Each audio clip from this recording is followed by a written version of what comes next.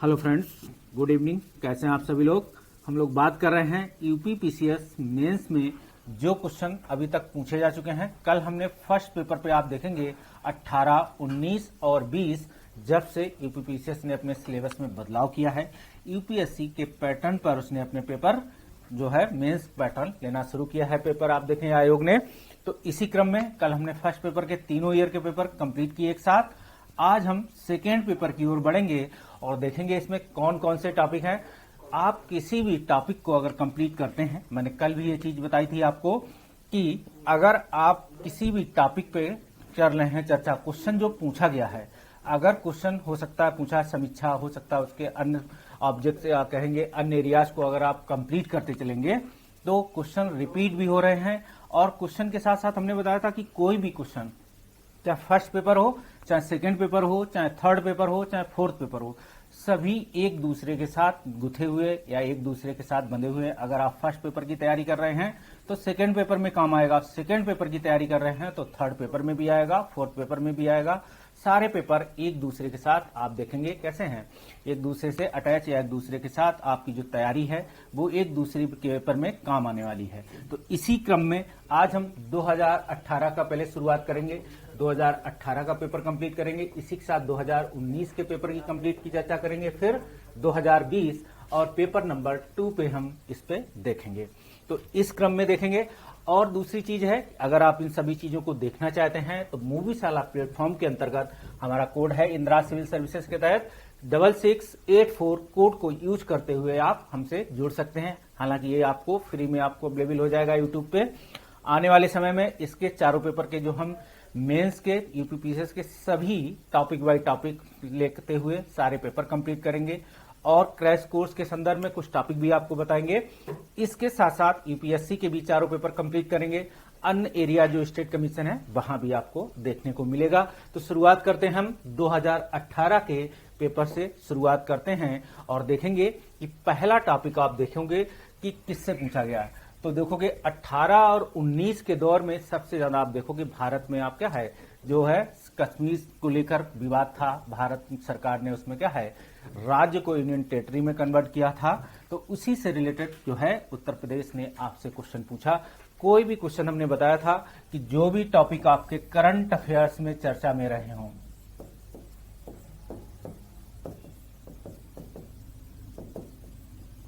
ठीक, current affairs event कह देते हैं इसे, इस संदर्भ में देख सकते हैं। तो इवेंट्स में जो चर्चा में रहे हों उनसे रिलेटेड ट्रेडिशनल पार्ट को आप कंप्लीट करेंगे, चाहे वो करंट अफेयर्स से रिलेटेड ट्रेडिशनल पार्ट हो या फिर करंट इवेंट्स का ही मुद्दा हो, क्योंकि दोनों को आपको अपडेट भी करना होगा। किसी भी सेक्शन पे, हर सेक्शन पे आपको मिलेगा। आजकल आप पीआईबी यूज कर सकते हैं, बहुत सारी मैगजीन्स हैं जो मार्केट में यूज कर सकते हैं। इस क्रम में अगर पहले टॉपिक की ओर बढ़ेंगे तो कश्मीर बनाम भारत मध्यस्थता की बात कर सकते हैं। कश्मीर बनाम, हमने इसे टॉपिक में कन्वर्ट कर लिए हैं तो भारत मध्यस्थता की बात होगी।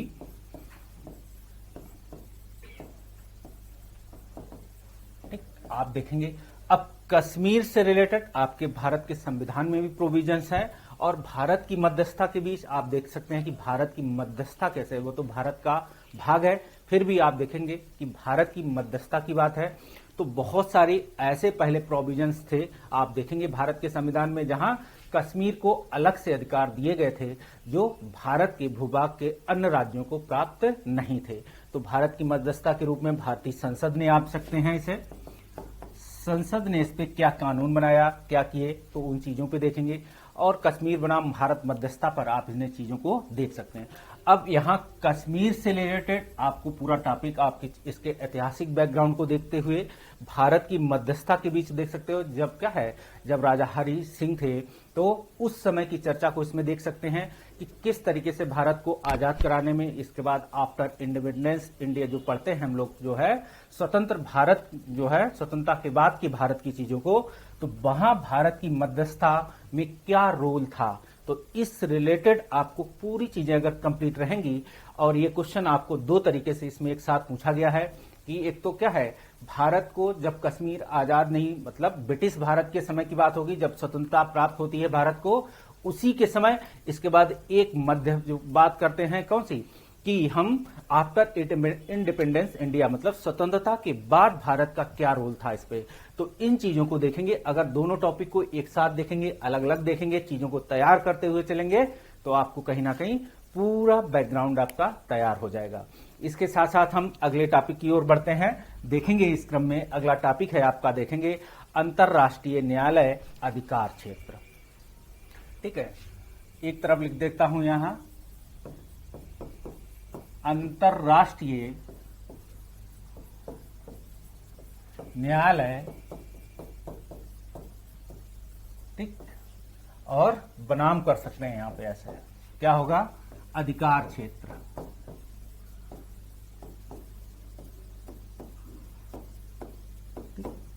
आप देख सकते हैं।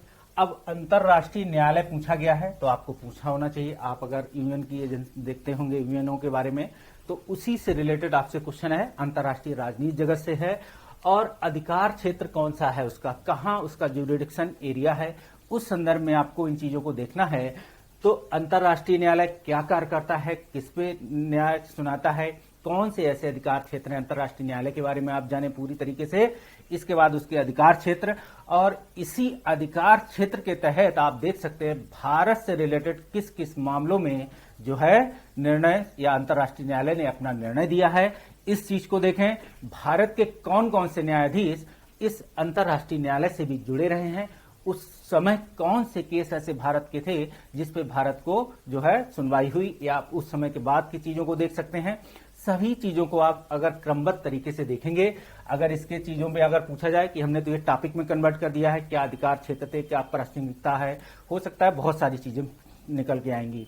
तो इससे रिलेटेड अब अगली बार अगर आपसे क्वेश्चन पूछा जाएगा तो आप इस पे तैयार रहेंगे। दूसरी चीज, आप सेकेंड पेपर पर चर्चा कर रहे हैं और सेकेंड पेपर की चर्चा के दौरान आप इनको देखेंगे कि एक एक सेक्शन में आपको अपडेशन जिसे कहते हैं कि आप समसामयिक विषयों को बाकायदा जो है अपडेट करते हुए चलें। इसीलिए मैंने बताया था कि इससे रिलेटेड आपको करंट इवेंट ज्यादा से ज्यादा तैयार करने होंगे इस संदर्भ में।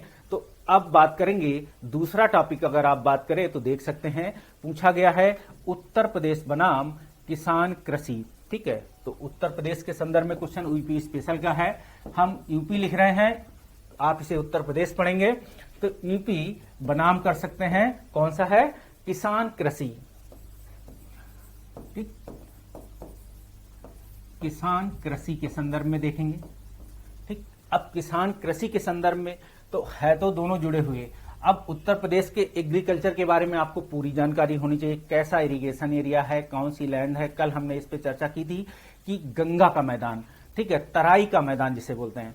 अब उत्तर प्रदेश की कृषि के संदर्भ में अगर आपको ज्योग्राफी में अगर इन चीजों को पढ़े रहेंगे कि कौन सी मिट्टी, कौन सी कृषि यहाँ उपयुक्त है, कौन सी जलवायु है, इस संदर्भ में उत्तर प्रदेश सरकार का क्या योगदान है और किसान कृषि में कैसी पैटर्न है खेती का, इस पे भी हमने कल चर्चा की थी फर्स्ट पेपर में। इस पे क्वेश्चन पे आप देखेंगे क्वेश्चन पूछा भी गया था। अब सेकेंड पेपर में से पूछा गया है, हालांकि ये देखेंगे क्या है, पॉलिटी और आईआर है, इंडियन गवर्नमेंट पॉलिटिक्स और आईआर से रिलेटेड टॉपिक है। लेकिन आप देखे हुए कि अब यहां इन चीजों की चर्चा की आवश्यकता क्या थी। फिर भी आप देखोगे बहुत सारे प्लान योजनाएं हैं जो पॉलिटी या जो है देखेंगे, विधि अधिनियम के तहत बहुत सारे अधिनियम भी बने हैं, तो उन चीजों को देख सकते हैं और बहुत सारी पॉलिसीज हैं उनको भी देख सकते हैं। इस संदर्भ में यूपी के कृषि क्षेत्र के संदर्भ में यहां आप भारत के संदर्भ में भी चर्चा देख सकते हैं। भारत को भी देखते हुए चलें कि भारत को जोड़ते हुए इन चीजों को अगर करते हुए चलेंगे तो आप क्या है, चीजों का एक होल बैकग्राउंड आपका तैयार हो जाएगा और चीजों को बेहतर तरीके से आप लिखना सीख जाएंगे। अगले टॉपिक की ओर बात करेंगे। देखिए अभी बहुत ज्यादा चर्चा का विषय था उस समय, कौन सा, चुनावी बांड। तो देखेंगे उत्तर प्रदेश चुनाव जो है लोकसभा आयोग ने आपसे पूछा चुनावी बॉन्ड। ठीक है, सीधा सीधा क्वेश्चन उसने पूछा, ये करंट अफेयर्स में भी आपसे रहा और वैसे भी आपको पता होना चाहिए कि चुनावी बॉन्ड की चर्चा रही है चर्चा में और करंट अफेयर्स में भी रहा था उस समय। तो उसी से रिलेटेड अब क्वेश्चन पूछा गया। अब चुनावी बांड को सीधे सीधे तो लिखने लगोगे नहीं कि चुनावी बांड क्या है। अब भारत के संविधान के तहत जो चुनाव होते हैं, किस आर्टिकल के तहत प्रोविजंस हैं, कैसे कैसे चुनाव हुए, कुछ इंडियन गवर्नमेंट पॉलिटिक्स सिस्टम को आप पढ़े रहेंगे। तो उस इंडियन गवर्नमेंट पॉलिटिक्स सिस्टम के तहत जो चुनाव पैटर्न की प्रक्रिया है, भारत में चुनाव आयोग कराता है राज्यों का चुनाव और संघ का चुनाव। तो इस संदर्भ में आप देखेंगे, इस संदर्भ में अब चुनावी बांड चर्चा रही, तो इसमें क्या रोल है चुनावी पार्टी भारत की जो पार्टी सिस्टम है उसका, और पार्टी के साथ साथ चुनावी बांड के संदर्भ में। तो इन होल चीजों को अगर आप तैयार किए रहेंगे तो आपका ये क्वेश्चन नहीं, कई क्वेश्चन तैयार हो जाएंगे। और इससे रिलेटेड आपको ऐसे में जो एक सेक्शन आपको इस सेक्शन से भी लिखने को मिलता है, इन चीजों का वहां भरपूर सहयोग मिलने वाला है। अब इस संदर्भ में जीएस के 4th पेपर में अगर जाओगे तो क्यों यह चुनावी बांड आया है, क्या ऐसे प्रोविजंस थे, उनको लेकर भी आप यहां दिखा सकते हैं। ठीक है, इस चुनावी बांड के तहत क्या क्या सरकारें क्या काम कर रही हैं और क्या सरकार के संवैधानिक प्रोविजंस के तहत इस पे काम किए जा रहे हैं, उन चीजों को देख सकते हैं। आगे अगर हम बात करेंगे, अब अगला टॉपिक है, आप देख सकते हैं अगला टॉपिक पूछा गया है कि भारतीय ग्रामीण जीवन, ठीक है, भारतीय ग्रामीण जीवन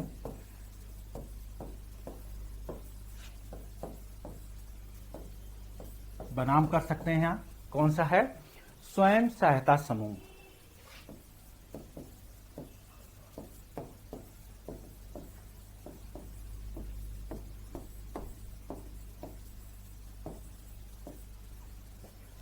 ठीक, स्वयं सहायता समूह के संदर्भ में देख सकते हैं।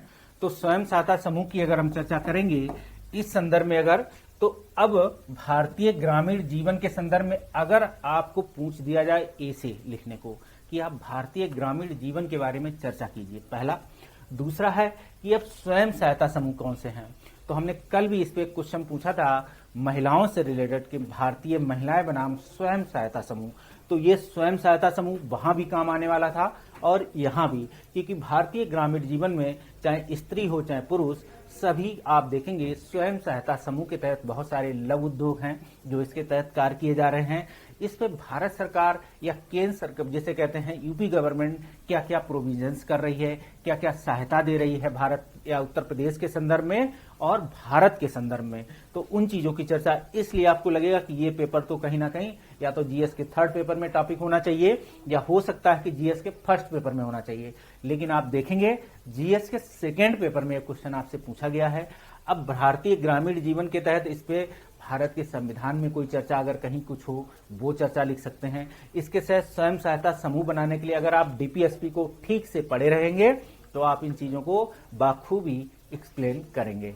तो डीपीएसपी बनाम मूल अधिकारों के संदर्भ में कुछ चीजें दिखाइए, एक भारतीय ग्रामीण जीवन के संदर्भ में अन्य चीजों को भी दिखाएंगे और इसके साथ साथ ये दिखाएंगे कि जो 1947 से भारत आजाद हुआ था वहां से लगाकर आज तक जो है भारत सरकार और यूपी गवर्नमेंट ने क्या क्या काम किए हैं। ठीक है, इस तरीके से इस क्वेश्चन में अगर चीजों को डालेंगे तो आपके बेहतर मार्क्स तैयार होंगे। इसके साथ साथ अब अगला टॉपिक है, आप देखेंगे भारत की संघीय व्यवस्था।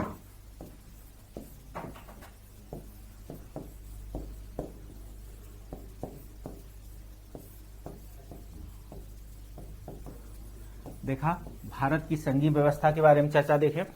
अब भारत की संघीय व्यवस्था की अगर चर्चा करोगे तो भारत की संघ है कि अर्ध संघ है, ये अलग टॉपिक है। पहले हमें भारत की संघीय व्यवस्था है कैसी, भारत के संविधान में क्या क्या प्रोविजन किए गए हैं, इसके साथ संघीय व्यवस्था के साथ इंडियन गवर्नमेंट पॉलिटिक्स सिस्टम में कैसे काम करती है, खासकर इसका एप्लीकेशन पार्ट भी दिखाना है। भारतीय संविधान की जो व्यवस्थाएं इसमें दी गई हैं, इंडियन पॉलिटिकल सिस्टम में जो व्यवस्थाएं कार्य कर रही हैं, उन चीजों को दिखाएंगे। और जब संघीय व्यवस्था की बात हो रही है तो केंद्र और राज्य हो गए। तो इस संदर्भ में अगर बात करें तो केंद्र, ठीक, राज्य, और राज्य के संदर्भ में अगर संघीय व्यवस्था की बात आएगी और यूपी स्पेशल से आप लिख रहे हैं, यूपी का एग्जाम लिख रहे हैं, तो यूपी जो है उत्तर प्रदेश जिसे बोलते हैं हम, इस संदर्भ में संघीय व्यवस्था के तहत किस तरीके से कार्य कर रही है, क्या प्रोविजंस हैं, वो भी दिखा सकते हो आप। हालांकि अधिकतर चीजें आपको भारत की संघीय व्यवस्था को दिखानी है, लेकिन संघीय व्यवस्था में जब केंद्र राज्य की आप चर्चा कर रहे होंगे तब वहां आप कहीं भी 2-4 पॉइंट यूपी के संदर्भ में भी दिखा दें कि इस तरीके से इन कार्यों को हम कर, जो है यूपी गवर्नमेंट या केंद्र संघीय व्यवस्था के तहत उत्तर प्रदेश सरकार या उत्तर प्रदेश राज्य इन चीजों को भी अपनाए हुए हैं, इन चीजों को भी दिखा सकते हैं। आगे अगर हम बात करें इस संदर्भ में कि अगला टॉपिक है आम चुनाव बनाम पेपर ऑडिट जो है ट्रायल। तो आम चुनाव की चर्चा हो रही है, आप देखेंगे एक देश एक चुनाव की चर्चा हो रही है इस समय।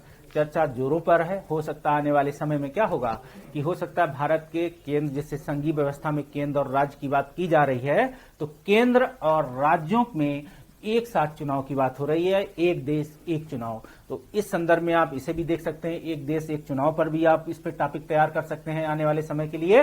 तो इस संदर्भ में देखेंगे कि आम चुनाव बनाम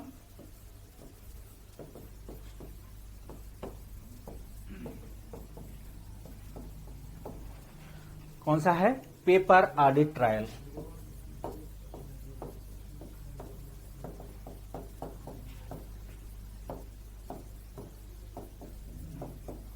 इस संदर्भ में देखेंगे अब पेपर ऑडिट ट्रायल। तो आम चुनाव क्या है, तो आम चुनाव तो देखा जाता है कि मूलतः आम चुनाव जो है भारत की संघीय व्यवस्था के तहत जो आम चुनाव होते हैं उनकी हम बात करते हैं कि जो ये आम चुनाव है। इस आम चुनाव के साथ साथ अब पेपर ऑडिट ट्रायल के संदर्भ में देख सकते हो, तो चुनाव पेपर ऑडिट ट्रायल की बात आ रही है। आप देख रहे होंगे आजकल वोटिंग मशीन से क्या है, आप वोट डालते हैं तो एक पेपर आती है, उस पर भी स्लिप निकलती है, फिर चली जाती है वापस। तो आम पेपर ऑडिट ट्रायल के संदर्भ में देख सकते हो। इस संदर्भ में क्या चर्चा है, क्या चुनाव आयोग इस पर कार्य कर रहा है, कैसे इन चीजों को भारत संविधान के तहत, भारतीय संविधान के तहत इनको अपनाया जा रहा है, इन चीजों की अगर चर्चा पूरी तरीके से पड़े रहेंगे। अब चुनाव आयोग के संदर्भ, इसमें आम चुनाव है तो केंद्र की भूमिका, राज्यों की भूमिका के संदर्भ में देख सकते हैं, और केंद्र राज्य भूमिका के साथ साथ यहां चुनाव आयोग की भी भूमिका आपको देखनी होगी। चुनाव आयोग के साथ साथ जहां कहीं कहीं अगर कोई डिस्प्यूटेड मामले हैं, वहां पे क्या होगा, सुप्रीम कोर्ट को भी आप यहां गाइडलाइन के तहत दे सकते हैं कि इस पे सुप्रीम कोर्ट क्या गाइडलाइन दे रही है या किसी हाई कोर्ट ने क्या गाइडलाइन दी है। इस संदर्भ में इन चीजों को अगर आप इनमें डाले रहेंगे तो आपको, वो भी डालने का मतलब ये नहीं कि ऊपर की नीचे, बिल्कुल सीक्वेंस 12 में तारतम्यता के साथ आपके आंसर की राइटिंग होनी चाहिए। इस संदर्भ में जिस तरीके का क्वेश्चन पूछा जा रहा है उसी भाषा या उसी पैटर्न को अपनाते हुए जो है क्वेश्चन लिखना होगा। आगे देखेंगे अगर हम, तो सीधे सीधे आप देखोगे जो है नियंत्रक महालेखा परीक्षक, ठीक, कैग की चर्चा है। अब कैग के संदर्भ में अगर पूरा भारतीय संविधान के संदर्भ में देख सकते हो क्या करता है, किसको रिपोर्ट सौंपता है और क्या क्या इसके अधिकार क्षेत्र हैं, और भारतीय संसद में क्या इसकी भूमिका है, राज्यों में इसकी क्या भूमिका है, इस संदर्भ में देख सकते हैं। तो और आप अगर बात करें पिछले कुछ जो चुनाव इस कैग के मत नियंत्रक महालेखा परीक्षक हुए हैं, उन्होंने क्या क्या कार्य किए हैं, उनके कार्यों का भी आप दिखा सकते हैं कि इनके कार्यकाल में ये कार्य हुआ था, और भारत की जो ऑडिट हुई थी भारत के राजस्व व्यवस्था या अन्य चीजों की, तो उन चीजों को भी इसमें दिखाते हुए अगर आप निकलेंगे भारतीय संविधान की प्रोविजंस को दिखाते हुए, तो आपको बेहतर मार्क्स की ओर लेके जाएंगे। और प्रेजेंट टाइम में जो भी नियंत्रक महालेखा परीक्षक होंगे उस संदर्भ में भी उन्होंने अगर कोई ऑडिट की है, कोई चीज आई है निकल के, उन चीजों का भी आप इसमें एक्सप्लेनेशन या अपनी गाइडलाइन डालते हुए उनकी गाइडलाइन इसमें लिखते हुए आप कार्य करेंगे। आगे देखेंगे इस संदर्भ में अगला टॉपिक है अफगानिस्तान बनाम, और इस पे क्वेश्चन इस बार भी आने वाला है, याद रखना कि अफगानिस्तान बनाम अमेरिकी सैन्य वापसी।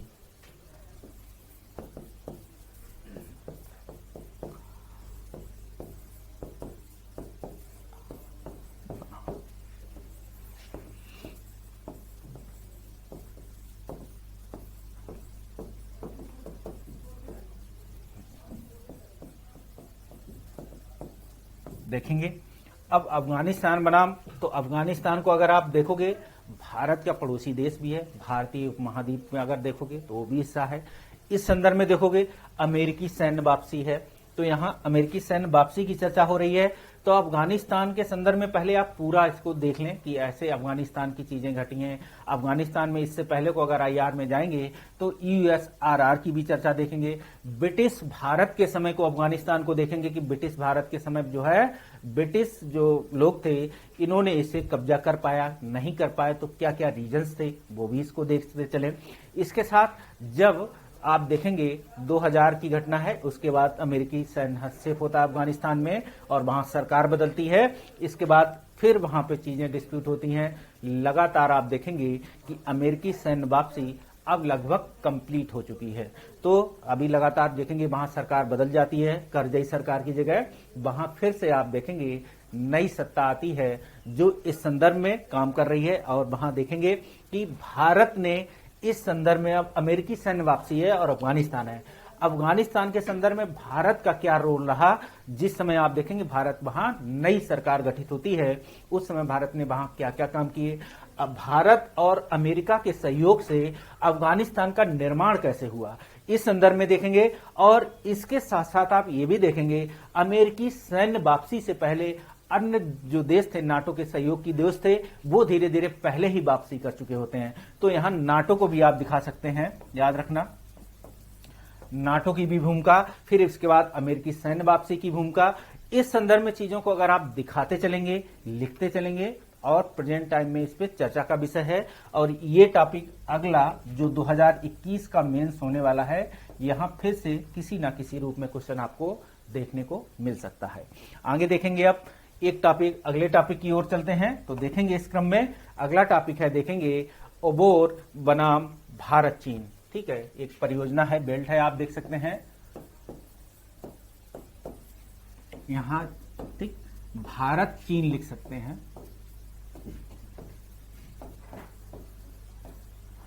अब ये तो एक बेल्ट है जिसको आप क्या है, चीन इस पे काम कर रहा है। भारत चीन इस पे किस तरीके से देख रहे हैं, ये बेसिकली देखोगे तो चीन के द्वारा शुरू किया है, लेकिन अब भारत का इसमें क्या रोल है ये भी देखना है। अब भारत चीन के संदर्भ में पहले संबंधों को देखेंगे, इसके साथ चीन के ऐतिहासिक बैकग्राउंड का जो परियोजना है या उनके सिल्क रूट या उन चीजों को भी यहां देख सकते हैं। अबोर परियोजना के तहत क्या क्या कार्य चीन कर रही है, या इस संदर्भ में भारत की भूमिका क्या है, इन चीजों को अगर आप देखे रहेंगे तो आप इसको देख रहेंगे। और इसके साथ साथ यहां जब इन चीजों की चर्चा कर रहे होंगे तो यहां हिंद महासागर भी जुड़ा होना चाहिए। हिंद महासागर में इसकी क्या भूमिका है ये भी देखेंगे, और हिंद महासागर के साथ साथ या अन्य जगह इस परियोजना का क्या हिस्सा है। और इसके साथ साथ पाकिस्तान, भारत के जो पड़ोसी देश हैं, और पड़ोसी देशों के साथ साथ यहाँ क्या है, जो भी आप देखें कि जो भारत के साथ साथ वेस्टर्न जो कंट्रीज हैं जिसे कहते हैं, उस संदर्भ में कहां किसका क्या रोल है, और इसमें चीन किस रणनीति के तहत काम कर रहा है, उसकी विदेश नीति का कौन सा हिस्सा है, और भारत इस पे इसका क्या रुख है।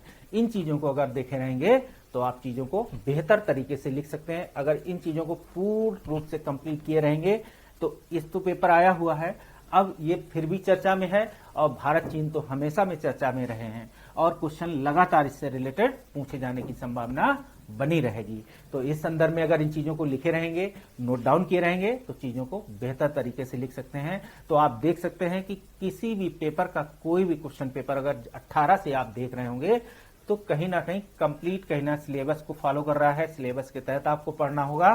तो सिलेबस रख के आप उसकी तैयारी करें, सिलेबस को देखें कि क्या क्या सिलेबस है। जो भी क्वेश्चन पूछे जा चुके हैं उन क्वेश्चनों को पूछने के बाद जो सिलेबस में टॉपिक छूट गए हैं उन टॉपिक्स को आप फिर से तैयार करें।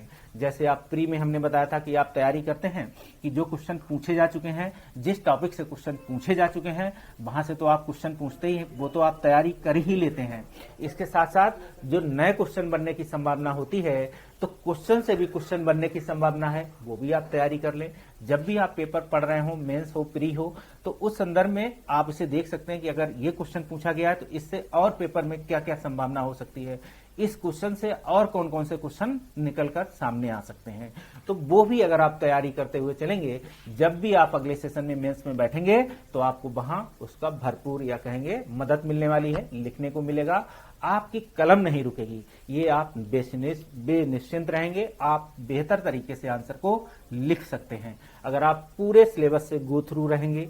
चारों पेपर में हमने कहा, पहले भी बताया था, अभी भी बता रहा हूं कि एक पेपर को तैयार करेंगे तो दूसरे पेपर में आएगा, दूसरा पेपर काम तैयारी कर लेंगे तो तीसरे पेपर में भी आएगा, और पिछले 2 पेपरों में भी आएगा, और चौथे पेपर में भी काम आएगा। तो चौथा पेपर तो तीनों पेपरों का मिला जुला रूप है, और कुछ अलग से उसमें चीजें जुड़ी हुई हैं। तो इन चीजों को भी देख सकते हैं। आगे अगर हम देखें इस संदर्भ में कि अगला टॉपिक अगर बात करेंगे, जो है फिर से देखना, एक टॉपिक आया है, आर्टिकल पूछा गया है आपसे, कौन सा, 370 बनाम कर सकते हैं J&K। ठीक, अब 370 फिर से एक देखिए, पहला क्वेश्चन पूछा, फिर दूसरा क्वेश्चन पूछा। तो भारतीय संविधान में आर्टिकल 370 जो है जम्मू कश्मीर से जुड़ा हुआ है, ये अभी हम सभी लोग जानते हैं। अब इसके साथ अभी सरकार ने कुछ काम कर दिए हैं, वो भी देख सकते हैं। ये J&K में आप देखेंगे एक लद्दाख को केंद्र शासित प्रदेश बना दिया गया, जम्मू कश्मीर को अलग से केंद्र शासित प्रदेश बनाया गया है। इस संदर्भ में सरकार ने जो काम किए, लेकिन इससे पहले अगर देखेंगे 370 के समय और जम्मू कश्मीर का जो फॉर्मेशन है प्रेजेंट टाइम में, उन चीजों को भी अगर पढ़े रहेंगे कि स्वतंत्रता के बाद जम्मू कश्मीर कैसे बना, जम्मू कश्मीर भारत का अंश कैसे भाग बना, भाग है कि नहीं है, ये तो अभी भारत के लोग तो भारत को मानते हैं, लेकिन कुछ लोग उसको नहीं मानते हैं। लेकिन आप तो भारतीय संविधान के तहत इसका आंसर लिखेंगे, आप भारतीय संविधान से इतर हटके इसका आंसर नहीं लिखेंगे। आगे बात करेंगे इस संदर्भ में, तो देखेंगे कि आर्टिकल 370 बनाम जम्मू कश्मीर में अगर तीनों चीजों को देखे रहेंगे, इसके साथ सरकारों ने क्या क्या काम किए, उन चीजों को देखे रहेंगे, तो आप आंसर को लिख लेंगे। आगे बात करें इस संदर्भ में, देखिए अगला टॉपिक है, देखेंगे आपको क्या है कि भारत में क्या है, कुछ संस्थाएं हैं, जैसे अभी बात होगी क्या, नीति आयोग।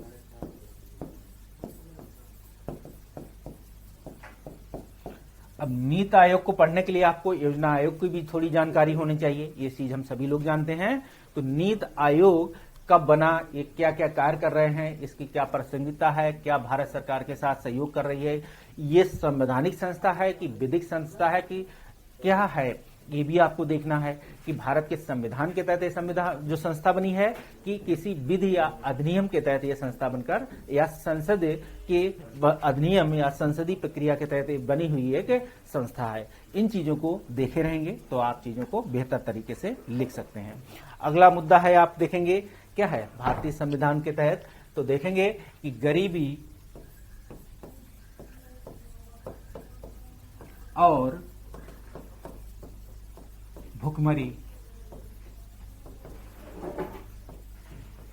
ठीक, ये टॉपिक है, हमने इस तरीके से निकाला है। अब गरीबी बनाम भुखमरी की अगर बात करें, ठीक है, यहां बनाम लिख सकते हैं, ठीक है। बेसिकली अगर इसे देखो तो कहीं ना कहीं ये ऐसे का टॉपिक है, ठीक है। कैसे है, क्या गरीबी और भुखमरी एक साथ जुड़े हैं, एक दूसरे के एक सिक्के के दो पहलू हैं कि अलग अलग हैं? गरीबी क्या है, भुखमरी क्या है, चीजों को पता होनी चाहिए। माइन्यूट अंतर आपको इन चीजों के पता होनी चाहिए कि गरीबी और भुखमरी एक दूसरे के समतुल्य होते हुए भी दोनों ही अलग अलग हैं, ये भी आपको पता होना चाहिए। इस संदर्भ में अगर बात करें, अब भारतीय संविधान के तहत यह बात होगी, ये जीएस के पेपर मतलब सेकंड पेपर में क्यों पूछा गया, जहां आप बात करते हैं क्या भारतीय संविधान, भारतीय राज व्यवस्था, अंतर्राष्ट्रीय राजनीति की बात होती है या विश्व संविधान की बात करते हैं, यहां इसके क्या रोल है। तो भारतीय संविधान के तहत क्या क्या इसकी चर्चाएं की गई हैं, क्या क्या इसके प्रोविजंस हैं भारतीय संविधान में, और इसके तहत ये भी देखेंगे कि मूल अधिकारों में कोई चर्चा है इसके रिलेटेड, क्या डीपीएसपी में कोई चर्चा है, और उनसे रिलेटेड भारतीय संसद ने कौन कौन कानून बनाए हैं, और भारतीय संसद के कानून बनाने के साथ साथ अब इस पे टॉपिक आएगा कि उत्तर प्रदेश ने इस पे क्या काम किए हैं पिछले सभी गवर्नमेंट के दौरान। तो आपको जितने भी प्लान से याद रहे हों, जितने भी योजनाएं तैयार की गई हों, इनके लिए लोक कल्याणकारी जिसे कहते हैं, कहीं ना कहीं टॉपिक वेलफेयर स्टेट के रूप में इसे देख सकते हैं।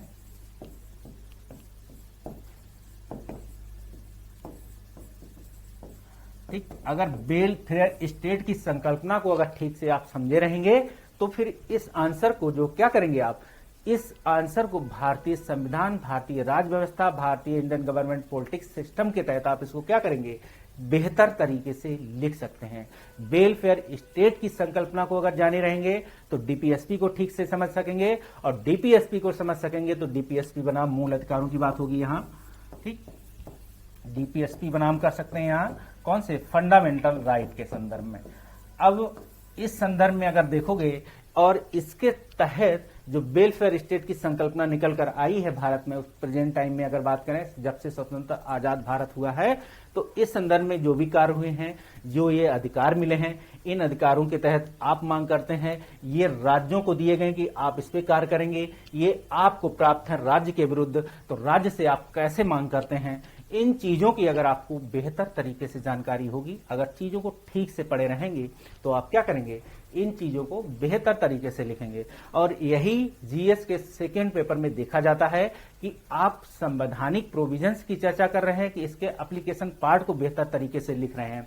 तो इसके एप्लीकेशन पार्ट पे अगर आप चर्चा करेंगे कि वेलफेयर स्टेट को समझे रहेंगे, वेलफेयर स्टेट की संकल्पना अगर भारतीय संविधान की प्रस्तावना में भी है क्या, या भारत के अन्य हिस्सों में बात करें, प्रियम्बल के साथ साथ भारत के पूरे संविधान में जहां जहां चर्चा की गई हो, और उसके साथ साथ भारत सरकार और राज्य सरकारों ने क्या क्या काम कर डाले इस वेलफेयर स्टेट की संकल्पना को डेवलप करने के लिए, और क्या क्या संभावनाएं अभी बाकी हैं, उन चीजों पर भी आप अगर चीजों की पकड़ होगी तो आप बेहतर आंसर लिख सकते हैं। आगे बात होगी अब ई गवर्नेंस। ठीक, तो ई गवर्नेंस के टॉपिक की चर्चा देख लेते हैं।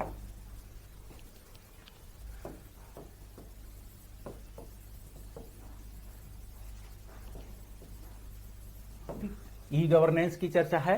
तो ई गवर्नेंस क्या है, आपको अगर लगेगा ई गवर्नेंस अलग से पढ़ना चाहिए।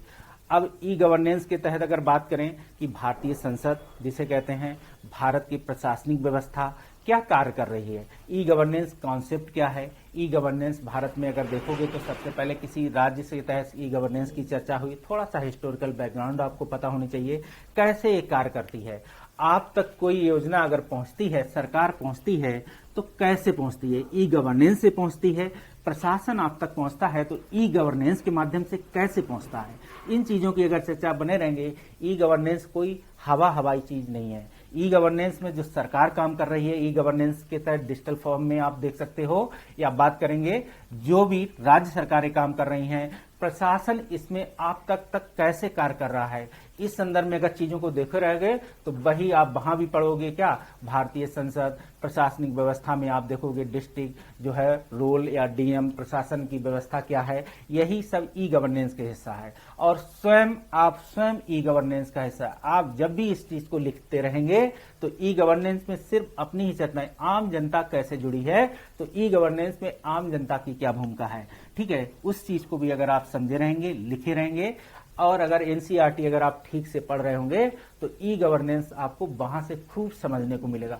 हर टॉपिक में आपको ई गवर्नेंस दिखाई पड़ेगा। अगर आप जी पॉलिटी के सेक्शन की सभी पॉलिटी की एनसीईआरटी जो 6 से लेकर 12 तक है, सभी चीजों को पढ़े रहेंगे तो उसका सैद्धांतिक और एप्लीकेशन पार्ट, तो सिद्धांत के रूप में आप देखोगे बनते हैं कि राज्य है, प्रशासन है, डिस्ट्रिक्ट है, ठीक है, सभी चीजें हैं।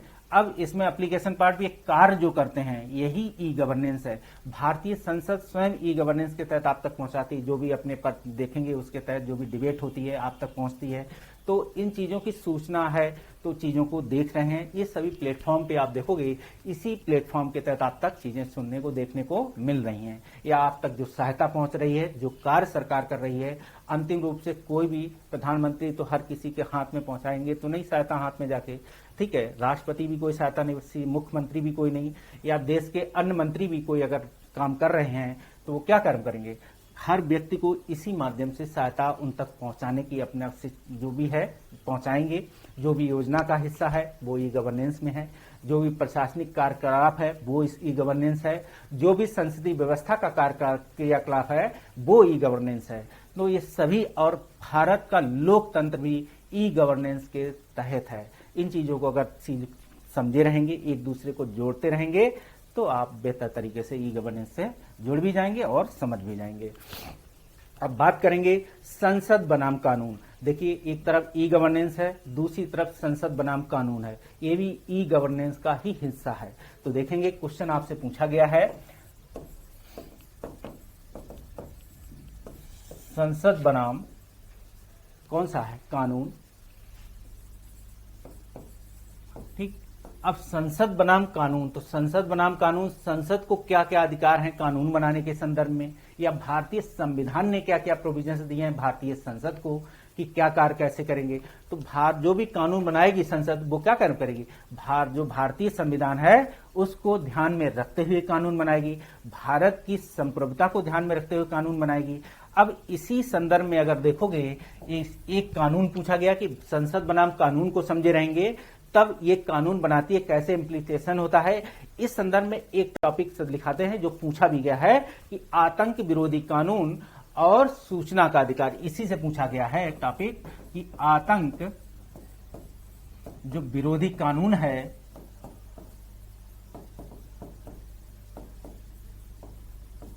और सूचना का अधिकार।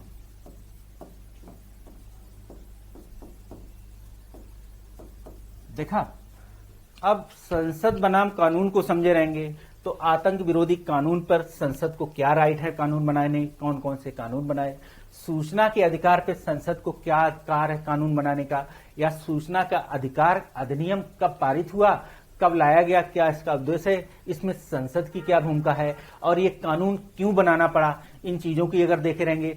अब प्रेजेंट टाइम में आप देखोगे सूचना का अधिकार चर्चा में रहा था, आतंक विरोधी कानून भी चर्चा में रहा था, तो दोनों चीजों को उसने संसद बनाम कानून के तहत या संसद कानून के तहत पूछा गया, हमने इसे टॉपिक में कन्वर्ट कर लिया। इन चीजों को अगर देखे रहेंगे, आतंक विरोधी कानून, सूचना का अधिकार, सूचना के अधिकार पे अभी केंद्र सरकार ने कुछ पिछले 1-2 सालों में देखेंगे कुछ कार्य किया हुआ है, उस संदर्भ में ये टॉपिक पूछा गया था। अब संसदीय व्यवस्था के तहत जो भी कानून बनेंगे, चाहे आतंक विरोधी कानून हो, सूचना के अधिकार के कानून हो, वो सभी संविधिक कानून के तहत आएंगे, या संविधान की प्रक्रिया के तहत जो कानून बनते हैं तो देखेंगे इसे कहा जाता है क्या है, संवैधानिक नहीं है, सांविधिक है। तो इस संदर्भ में अब सूचना का अधिकार सांविधिक है कि संवैधानिक है, संविधिक, संवैधानिक या विधिक किस तरीके के हैं, तो इन चीजों की भी चर्चा आपको पता होनी चाहिए। तो संवैधानिक क्या होता है, सांविधिक क्या होता है और विधिक क्या होता है, तो इन चीजों को देख सकते हैं। अब संसद कोई कानून बनाएगी तो संविधान को ध्यान में रखते बनाएगी, भारत की प्रभुता और अखंडता को ध्यान में रखते हुए बनाएगी। तो इस या भारतीय लोगों के लिए कानून बनाएगी, जो भारतीय संप्रभुता है वो भारत के लोग हैं और भारत के लोगों के लिए है भारतीय संसद बैठी हुई है, तो भारतीय संसद उसके लिए काम करेगी। तो इन्हीं सब चीजों के लिए कार्य किया भी जा रहा है और आगे भी होगा। तो अब देखेंगे इस संदर्भ में अगले टॉपिक की ओर कि भारतीय संविधान बनाम समानता का अधिकार। ठीक है, देखिए सीधे सीधे क्वेश्चन पूछा गया है, कुछ अलग नहीं पूछा गया है। क्या पूछा गया है, भारतीय संविधान। ये तो आप भलीभांति जानते होंगे भारतीय संविधान क्या है। अगर आपको पता हो कि भारतीय संविधान क्या है तो आप स्वयं बाहर रख लीजिए कि हम ही भारतीय संविधान है, सारी चीजें एक्सप्लेन कर लीजिए। तो भारतीय संविधान बनाम समानता का अधिकार। अब समानता का अधिकार क्या है ये आपको पता होना चाहिए। समानता का जो अधिकार है, ठीक है, अब जो समानता का अधिकार है आपको फंडामेंटल राइट के रूप में मिला हुआ है, आर्टिकल 14 आप सभी जानते हैं। उसके तहत भारतीय संविधान में क्या क्या प्रोविजंस हैं ये देखेंगे। अब समानता के अधिकार के लिए भारत सरकार सिर्फ 14 का जो अधिकार है, ये भारत जो अन्य आर्टिकल हैं 14 के बाद हम कहें अन्य अधिकार बात करें, वहां उन अधिकारों के लिए भी काम हो रहा है। समानता के लिए जो अन्य चीजें भारतीय संविधान चाहे कानून बनाए चाहे राज्य कानून बनाए, तो वो सभी के लिए समान होते हैं। कानून जो भी राज्य में बनाए जाते हैं आप देखेंगे वो सभी के लिए समान है। अगर कोई वर्ग विशेष कानून नहीं, जैसे क्या है विधवा, जैसे कहते हैं विवाह कानून है, या धर्म, अलग अलग धर्मों के अलग अलग कानून है, तो वो अलग अलग धर्मों के अलग अलग कानून है, जैसे कहते हैं विवाह के कानून है या अन्य कानून है। तो वहां तो क्या है कि जो उस वर्ग में आएगा, तो भारतीय संसद, भारतीय समाज ने भारतीय समाज को भी ध्यान में रखा और भारतीय धर्म के लोगों का भी ध्यान में रखा। तो इस संदर्भ में क्या क्या समानता का अधिकार दिया जा रहा है। अब भारतीय संविधान में हर चीज को कैसे समानता लाई जाए, या समानता के अधिकार के तहत भारत सरकार ने क्या क्या काम किए हैं। अब समानता के अधिकार के तहत कहोगे वेलफेयर स्टेट, फिर यहां आप देख सकते हैं क्या वेलफेयर स्टेट को फिर आप जोड़ना शुरू कर दें, ठीक, कि वेलफेयर स्टेट की संकल्पना के तहत समानता के अधिकार के तहत क्या करती, हर लोगों को जो है उचित व्यवस्था या समान अधिकार देने के लिए, चाहे काम का हो, राजनीति का हो, सभी जगह अधिकार हैं, जो भी अधिकार है सामाजिक, आर्थिक, राजनीतिक, उन अधिकारों के लिए समानता का अधिकार है।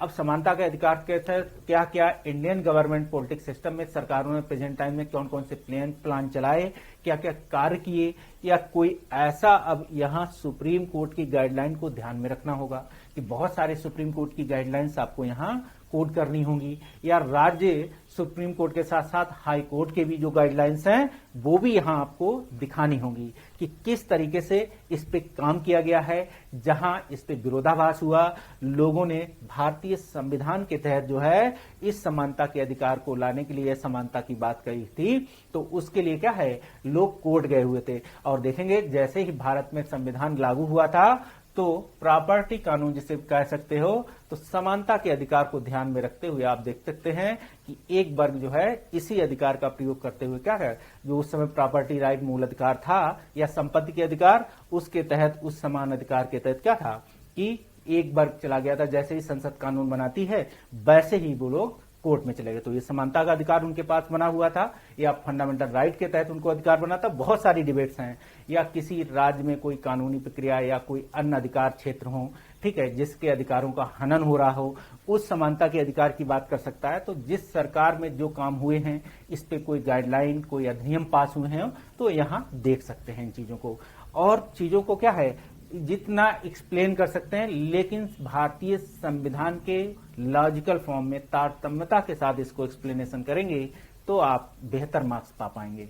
और प्रेजेंट टाइम में भारत सरकार क्या काम कर रही है, वर्तमान सरकार को अगर जोड़ते हुए दिखाएंगे कि वर्तमान में जो रूलिंग गवर्नमेंट की कोई भी सरकार हो, ठीक है, चाहे स्टेट हो चाहे सेंट्रल में हो, उसने इस क्षेत्र पे अगर कोई काम किया, हाल फिलहाल किसी ऐसी परियोजना या किसी ऐसे प्लान को लागू करने के लिए जो समानता के अधिकार को बढ़ावा दे रही हो, तो आप उससे देख सकते हैं। अब हमारा कहना है कि हर काम जो प्लान लाती है भारत सरकार या केंद्र राज्य सरकारें, वो इन सभी समानता के अधिकार के लोगों को पहुंचाने के लिए लेती है। चाहे वो क्या है, कोई वेलफेयर स्टेट के संदर्भ में किसी को सहायता कार्यक्रम हो, चाहे वो किसी को विधिक सहायता हो, आर्थिक सहायता हो, राजनीतिक, तो सभी जगह समानता के अधिकार को काम करने के लिए काम किया जा रहा है। और इस समानता के अधिकार को काम करने के लिए भारतीय संविधान में कहां कहां कौन कौन से प्रोविजन दिए गए कि इस वर्ग में ये चीजें इसलिए रखी कि इन्हें आगे चल के समानता का अधिकार मिलेगा, और वो धीरे धीरे इस चीज को भी आपको दिखाना होगा। आगे देखेंगे इस क्रम में। अगला टॉपिक है आपको, तो देखेंगे वैकल्पिक विवाद निवारण तंत्र, ठीक है, जो एक संविधान में देखेंगे भाग है मिसलेनियस वाला। तो वैकल्पिक विवाद निवारण तंत्र पूछा गया है, आप देखेंगे कौन सा, वैकल्पिक निवारण तंत्र की बात होगी। तो वैकल्पिक निवारण तंत्र क्या है, ठीक है, विवाद लिख सकते हैं।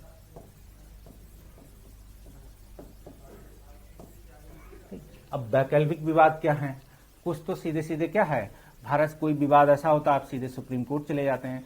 बहुत सारे वैकल्पिक विवाद निवारण तंत्र हैं, ठीक है, बहुत सारे, चाहे मार्शल लॉ से रिलेटेड कोई कानून बना हो या उससे रिलेटेड हो तो आप उसे देखेंगे, या सेना से रिलेटेड कोई कानून हो, या भारत में जो प्रशासनिक व्यवस्था के संदर्भ में आप देख सकते हैं कुछ मिसलेनियस रूप से विवाद निवारण तंत्र हैं, उन पे भी कानून को देख सकते हैं। इसके साथ साथ अन्य जगह कहां कहां वैकल्पिक विवाद निवारण तंत्र हैं, भारतीय संविधान के तहत कुछ कानून बनाए गए हैं। अब नई व्यवस्थाओं के तहत अगर देखोगे तो सुप्रीम कोर्ट नए काम जो है नए डिजिटल फॉर्म में कहती है वैकल्पिक निवारण तंत्र जो है केसों को निपटाने के लिए बहुत सारे वैकल्पिक निवारण तंत्रों को अपनाती है। इसी तरीके से आप देखोगे कौन से राज्यों में, अगर देखोगे पंचायती राज व्यवस्था में भी बहुत सारे वैकल्पिक निवारण तंत्र के तहत जो है कानून जो है निवारण जो है तंत्र जो विवादों को निवारण तंत्र के रूप में काम करता है। तो चीजों को समझे रहोगे, चीजें कहां कैसी हैं, तो इन चीजों को जब भारतीय संविधान की हम लोग चर्चा करेंगे तो इन चीजों पे भली भांति चर्चा करेंगे। अभी आप इन चीजों को देख लें कि किस तरीके से आपको पढ़ना है और किस तरीके से आपको अपने आंसर राइटिंग को दिखाना है।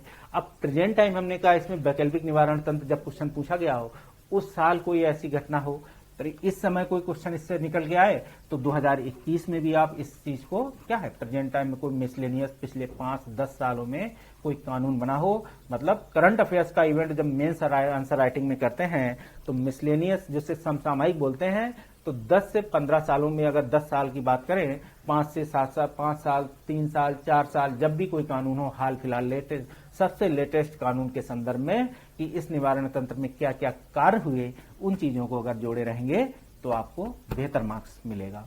तो इस तरीके से हमने 2018 के पेपर्स को कंप्लीट किया। अब हम देखेंगे 2019, ठीक, तो 2019 के संदर्भ में देख लेते हैं एक ही साथ।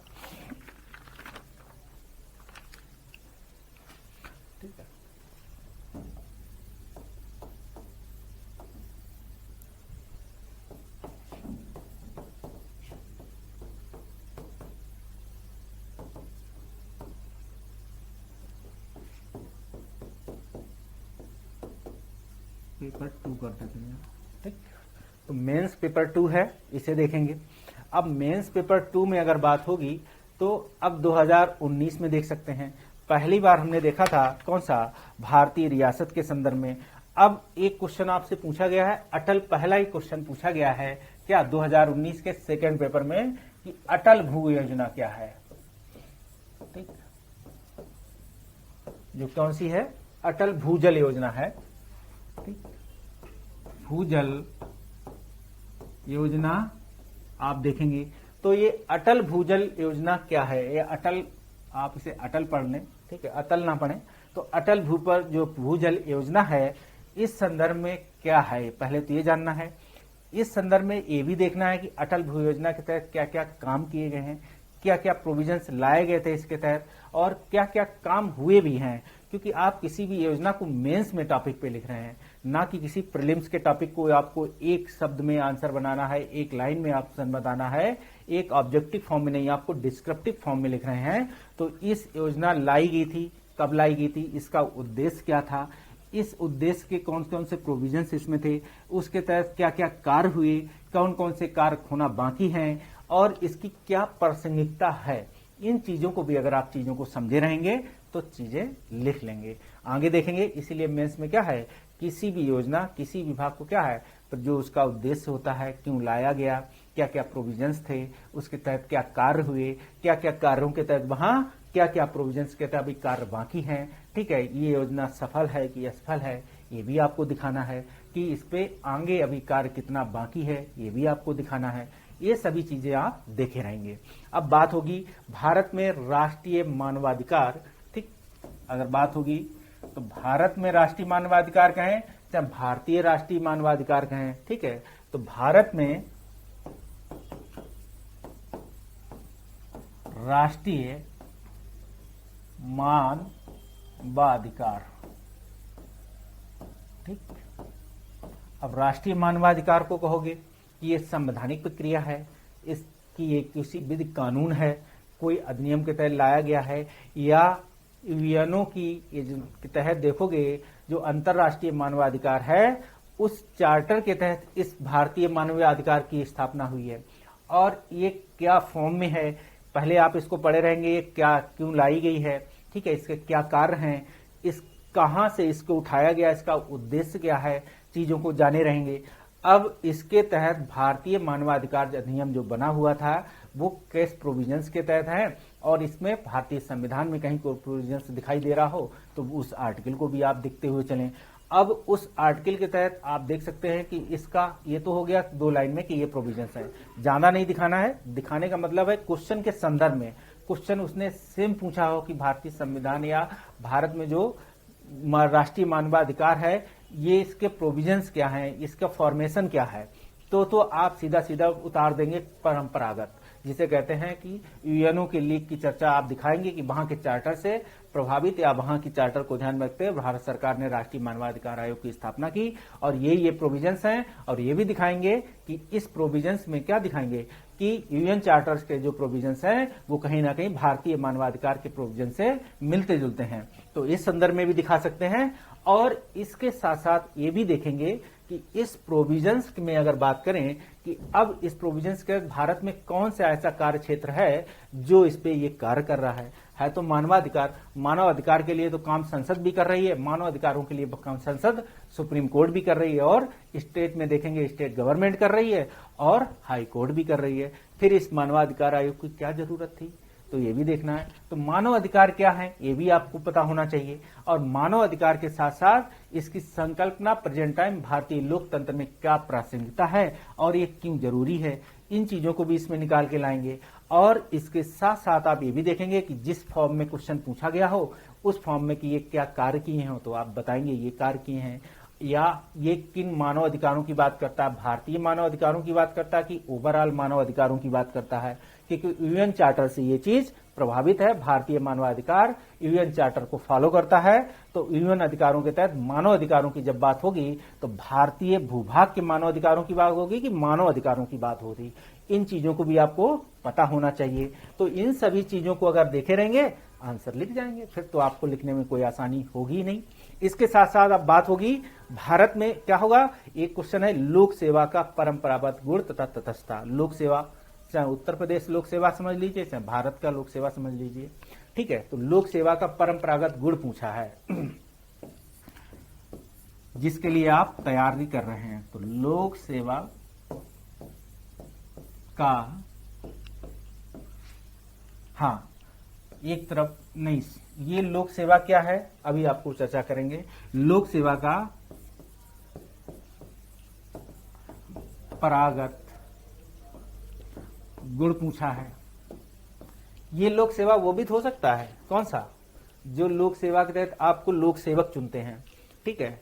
तो परंपरागत गुण और इसकी तटस्थता की बात होगी, और यही पूछा भी गया है, ठीक है, कि ये तटस्थता की बात है। तो लोक सेवा के संदर्भ में आप देख सकते हो, आप लोक सेवक हैं, लोक सेवा के तहत आप अगर लोक सेवक हैं, लोक सेवक के संदर्भ में बात होगी तो कौन से लोक सेवक हैं, एक जो जनता द्वारा चुने जाते हैं वो भी लोक सेवक हैं, एक जो भारतीय संविधान की प्रक्रिया में जिसे कहते हैं लोक सेवा आयोग, वो भी लोक सेवक का हिस्सा हैं, तो वो भी लोक सेवक हैं। तो उनकी तटस्थता की बात होगी कि परंपरागत गुण क्या है, ठीक है, और तटस्थता क्या है। एक पार्टी सिस्टम से चुने गए, एक केंद्र के या राज्यों के तहत चुने गए, सभी लोक सेवक हैं। तो लोक सेवा का दायित्व क्या है, तो उस संदर्भ में देखेंगे। अब ये लोक सेवा, अगर यहाँ लोक सेवा आयोग लिखा होता तो आप जाते उस तरफ, लेकिन लोक सेवा लिखा है, तो इस लोक सेवा में दो तरीके से हैं, एक जनता के चुने हुए आप प्रतिनिधि हैं, वो भी लोक सेवा का हिस्सा है, या लोक सेवा क्या है, आप भी किसी की सेवा करते हैं, वो भी लोक सेवा है, ठीक है। अगर बात करें लोक सेवा दो ही नहीं है, एक आम संगठन जिसे कहते हैं स्वयं सहायता समूह बने, या कोई एक हेल्प ग्रुप बना हुआ है, वो भी स्वयं सहायता समूह या कहते हैं वो भी लोक सेवा का हिस्सा है। आप तक जो कोई सेवा पहुंचा रहा है वो लोक सेवा का हिस्सा है। भारत में ऐसे बहुत सारे संगठन हैं जो लोक सेवा के तहत कार्य कर रहे हैं, एनजीओ जिसे बोलते हैं, तो उन एनजीओ की भी चर्चा करनी है, ठीक है। लोक सेवा के तहत में अगर परंपरागत गुणों की बात करेंगे, इस लोक सेवा के तहत आपको क्या है, जो जनप्रतिनिधि हैं हमारे पार्टी सिस्टम के तहत चुने जाते हैं संसदीय परंपरा में, वो भी लोक सेवा के तहत जुड़े जाते हैं, ठीक है। जो अगर बात करें संवैधानिक अधिनियमों की बात करें अगर इसमें, तो इसमें देखेंगे जो लोक सेवक जिसकी आप तैयारी कर रहे हैं वो भी लोक सेवा का ही हिस्सा है, और वो लोक सेवक किस तरीके हैं, जो भारतीय संविधान की प्रक्रिया के तहत क्या है, लोक सेवा आयोग के तहत जो परमानेंट चुने जाते हैं लोक सेवा के लिए, या सरकार के जिसे कहते हैं जन सेवक को सहायता प्रदान करने के लिए या उनके कार्यों को सहायता प्रदान करने के लिए क्या करते हैं, जो गुण हैं उन गुणों की चर्चा और उनकी तटस्थता की चर्चा। तो सभी एरियाज को इसमें दिखा देना है, क्योंकि किसी खास एंगल को नहीं पूछा, ना उसने लोक सेवा पूछा है, ना जन प्रतिनिधि की लोक सेवा पूछा है, उसने ओवरऑल आपको लोक सेवा पूछा है। तो लोक सेवा क्या है ये चीज जाननी है, और लोक सेवा के तहत क्या क्या कार्य होते हैं उन चीजों को देखना है। तो इस संदर्भ में देखेंगे। अगला टॉपिक है भारत नेपाल के पक्ष द्विपक्षीय संबंध। तो भारत नेपाल के मध्य जो द्विपक्षीय संबंध है इन्हें देखेंगे। तो भारत नेपाल, ठीक, पहले तो आप भारत नेपाल के बीच जाने ये द्विपक्षीय संबंध है कि एक पक्षीय संबंध है, ठीक है। द्विपक्षीय संबंध होंगे, दो देश हैं तो द्विपक्षीय होंगे कि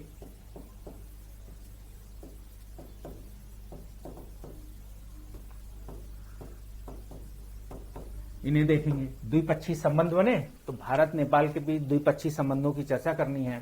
तो भारत नेपाल के बीच द्विपक्षीय संबंधों की चर्चा के संदर्भ में आप जब से भारत आजाद हुआ उस संदर्भ से देख सकते हैं, या उस समय से भी कुछ ऐतिहासिक बैकग्राउंड में ब्रिटिश भारत के दौर में भी दिखा सकते हैं कि कुछ चीजें कि नेपाल आप देखेंगे भारत के अधिकृत क्षेत्र में नहीं आया हुआ था, तो उस संदर्भ में भी देख सकते हैं। तो भारत नेपाल के बीच द्विपक्षीय संबंध सीधे सीधे शब्दों में। अब इन द्विपक्षीय संबंध को लिखने के लिए तो बहुत बड़ा टॉपिक है, लेकिन आपको थोड़ा सा ऐतिहासिक बैकग्राउंड या पिछला परंपरागत दिखाते हुए कि क्या क्या आधार हैं, या कौन कौन से ऐसे मुख्य आधार हैं जो भारत द्विपक्षीय संबंध है, या भारत नेपाल के ऐसे कौन कौन से मुद्दे हैं जिसको लेकर जो है कार्य भी करता है, सहायता भी देता है। इसके साथ साथ प्रेजेंट टाइम की रूलिंग गवर्नमेंट जिसे कहते हैं नेपाल की और भारत के बीच जो हालिया समय में जितने भी द्विपक्षीय संबंधों के बीच कार्य हुए हों उनकी चर्चा आप ज्यादा दिखा देंगे, और थोड़ा सा पिछला बैकग्राउंड आपका आंसर कंप्लीट, क्योंकि बहुत कुछ लिखना है, 150-200 वर्ड में आपको आंसर लिखना है, तो बहुत ज्यादा आप लिख नहीं सकते, ये भी आपको ध्यान में रखना है। क्योंकि इस टॉपिक को द्विपक्षीय संबंध में आप तो 1000 वर्ड, 2000, 3000 वर्ड लिख चाहिए, लोग लिखने वाले तो इस पे 3 किताब की किताब लिखे हुए हैं, तो वो भी ध्यान रखना है। आपको सिर्फ क्या है, चीजों को समझना है, क्रक्स लिखना है, और क्रक्स के तहत आपको मेन आइडियाज और मेन जो प्रेजेंट टाइम के जो प्रासंगिक रेलिवेंट आइडियाज हैं उनको इसमें बेहतर तरीके से इम्प्लिसिट या लिख देना है। इसके साथ साथ आगे बात करेंगे सिटीजन चार्टर और नागरिक चार्टर। तो देखिए, सिटीजन चार्टर पूछा गया, नागरिक चार्टर पूछा गया, ठीक है।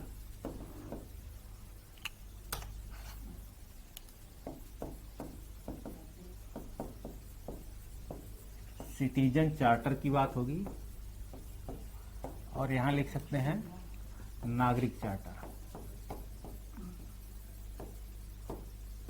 दोनों ही वर्ड उसने यूज किए हैं आपके सामने, ठीक, आयोग ने, तो देख सकते हैं इस संदर्भ में। अब यहां देखोगे कि सिटीजन चार्टर और नागरिक चार्टर में कोई अंतर है, क्या है, भारतीय नागरिकता अधिनियम है, वो भी देखे रहेंगे। इस संदर्भ में क्या क्या प्रोविजंस हैं, क्या क्या काम किए जा रहे हैं, किन लोगों को नागरिकता ली जा सकती है, दी जा सकती है, ये सारी चीजें इसमें दी हुई हैं। और नागरिकता अधिनियम को आप पढ़े रहेंगे। आप भारतीय संविधान में इसमें कहाँ प्रोविजंस हैं, क्योंकि भारतीय संविधान के तहत नागरिकता अधिनियम बना हुआ है। अब उसी नागरिकता अधिनियम के तहत आपको जो है नागरिकता भी प्राप्त है, लेकिन भारतीय संवैधानिक प्रक्रिया के तहत। ये भी आप जानते हैं कि किस तरीके से काम किया जा रहा है। अब इसमें नागरिकता अधिनियम में आपको अगर कुछ डायस्पोरा की चीजें पता हो, कि इंडियन डायस्पोरा अगर पता हो कुछ, वो भी देख सकते हैं। भारतीय नागरिकों से का डायस्पोरा देख सकते हैं, भारतीय मूल के डायस्पोरा देख सकते हैं, सभी चीजों को देख सकते हैं। और उनके प्रोविजंस बाकायदा भारत सरकार अधिनियम ने नागरिकता अधिनियम या सिटीजन चार्टर अधिनियम पारित किया है। दोनों में अंतर भी पैदा दिखाया हुआ है, क्या क्या है। तो इस तरीके से आप देख सकते हैं कि नागरिक अधिकार क्या है, और जो सिटीजन चार्टर्स हैं उनको भी देखना है। कौन कौन से इसके तहत प्लान लाए गए हैं वो भी यहाँ लिख देना है आपको, कि ये कार्य किए जा रहे हैं। ये सभी चीजें इसमें दिखानी है और आपका आंसर कंप्लीट, ठीक, थोड़ा थोड़ा दिखाएंगे सब कंप्लीट। आगे देखेंगे उत्तर प्रदेश की गिद्ध संरक्षण योजना। यूपी लिखेंगे आपके लिए। उत्तर प्रदेश की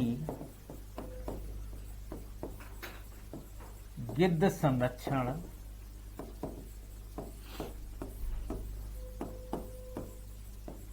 ठीक योजना की बात हो रही है, ठीक, दोबारा ही लिख देते हैं।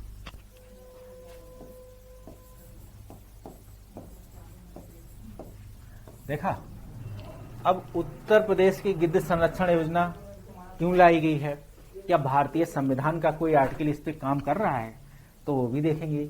आप यहां अगर डीपीएसपी को ठीक से जाने रहेंगे, ठीक है, डीपीएसपी को अगर ठीक से पढ़े रहेंगे तो आप इसे समझ जाएंगे कि ये आखिर पूछने जाने का रीजंस क्या है।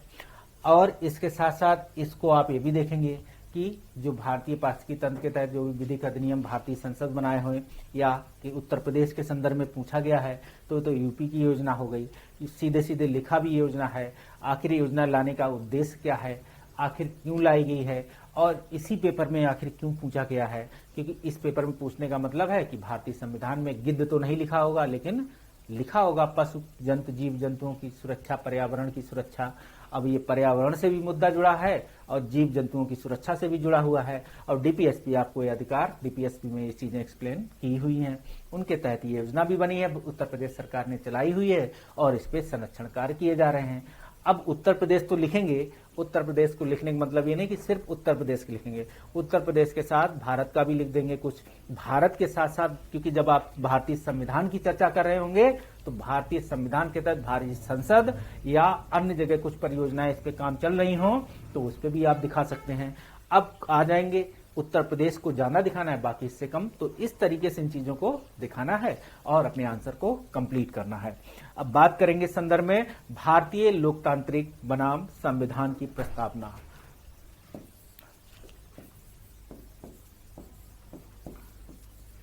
भारतीय लोकतंत्र है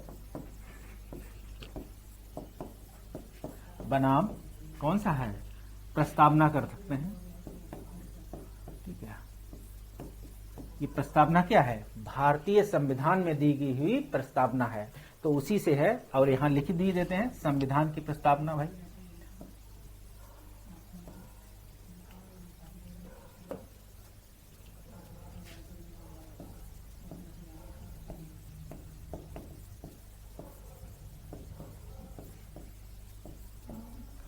संविधान की प्रस्तावना। तो भारतीय लोकतंत्र को जाने रहेंगे। अगर हम बात करें भारतीय संविधान की प्रस्तावना, क्या भारतीय लोकतंत्र को ही प्रतिनिधित्व करती है या सिर्फ भारतीय संविधान का प्रतिनिधित्व करती है, चर्चा का विषय है। अब भारतीय लोकतंत्र क्या है? भारत के लोगों का तंत्र है।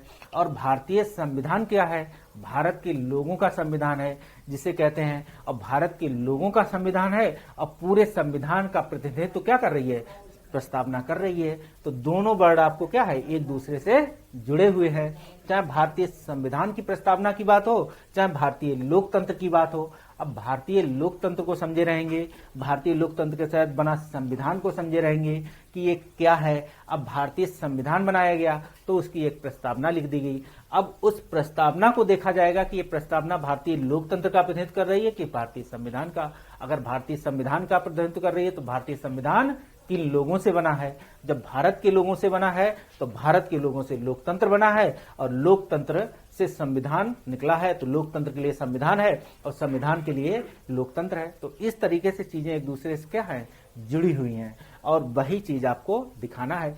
अब इसमें हर एंगल्स की अगर आप तैयारी करे रहेंगे और ये चीज आप उठा के ऐसे में बेहतरीन तरीके से लिखेंगे, और जीएस के 4th पेपर में तो जहां मन आए वहां लिखना, ठीक है, कोई समस्या नहीं, क्योंकि ये चीजें इस तरीके से लिखी हुई हैं। यहाँ नैतिक परिप्रेक्ष्य भी है, विधिक परिप्रेक्ष्य भी है, ठीक है। भारतीय लोकतंत्र नैतिकता का भी परिप्रेक्ष्य रखती है और विधिक परिप्रेक्ष्य भी रखती है, ठीक है। सभी चीजों की चर्चा आप यहाँ कर सकते हैं, चाहे सामाजिक, आर्थिक, राजनीतिक, धार्मिक, जो भी लिखना हो सब लिख सकते हैं, ठीक है। भारतीय अखंडता जैसे विविधता में एकता की बात है, वही यहाँ आप खूब लिखें। आगे बात होगी इस संदर्भ में, तो देखेंगे इस संदर्भ में कि अब अगला टॉपिक है, आप देखेंगे जन प्रतिनिधित्व कानून। तो अगले टॉपिक की ओर बात होगी।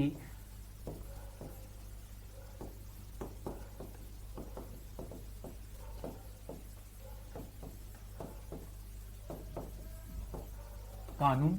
अब जन प्रतिनिधित्व कानून की बात हो रही है। अब जन प्रतिनिधित्व कानून भी एक बना हुआ है, जिसके तहत क्या है? जन प्रतिनिधित्व कानून बना हुआ है। अगर आप देखेंगे तो जन प्रतिनिधित्व कानून के तहत अगर बात होगी तो इस जन प्रतिनिधित्व कानून के तहत आप देखेंगे भारत में क्या है? जो आपके लोक सेवक हैं, ठीक है, जन प्रतिनिधि हैं, वो इसी जन प्रतिनिधित्व कानून के तहत क्या है? इन कानून की बनी नियमावली को पूरा करते हैं, तभी वो क्या करते हैं? इस चुनावी हिस्से में भागीदारी करते हैं। आपके पास आते हैं वोट मांगने, जिसे कहते हैं कि हम आपके जनप्रतिनिधि हैं, आप हमें वोट दीजिए, हम आपके लिए कार्य करेंगे। तो इस संदर्भ में आप देखेंगे जन प्रतिनिधित्व कानून लाया गया है। अब जन प्रतिनिधित्व कानून लाया क्यों गया है, या जन प्रतिनिधित्व कानून कब लाया गया है, इस पे पता होना चाहिए। क्या क्या इसका उद्देश्य है, इसके तहत कोर्ट ने कौन कौन सी गाइडलाइन के तहत क्या क्या कार्य किए हैं, क्योंकि इसमें कोर्ट की गाइडलाइन आपको दिखानी होगी। हालांकि कोर्ट की गाइडलाइन आपको जहां जहां याद रहे वहां दिखाइए। और किसी इस जनप्रतिनिधि के तहत किस किस को इस कानून के तहत जो है कभी कोई सुनवाई हुई है किसी राजनेता की या किसी जनप्रतिनिधि की, तो वहां भी लिख सकते हैं इन चीजों की। तो ठीक इन चीजों को इस तरीके से लिखेंगे। आगे बात करेंगे राज्यों विधान परिषद के सृजन। तो राज्यों में जो विधान परिषदों का सृजन है, आपसे पूछा गया कि राज्यों में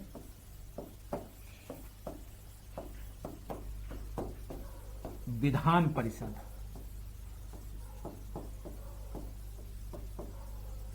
ठीक, और विधान परिषद के सृजन की बात है।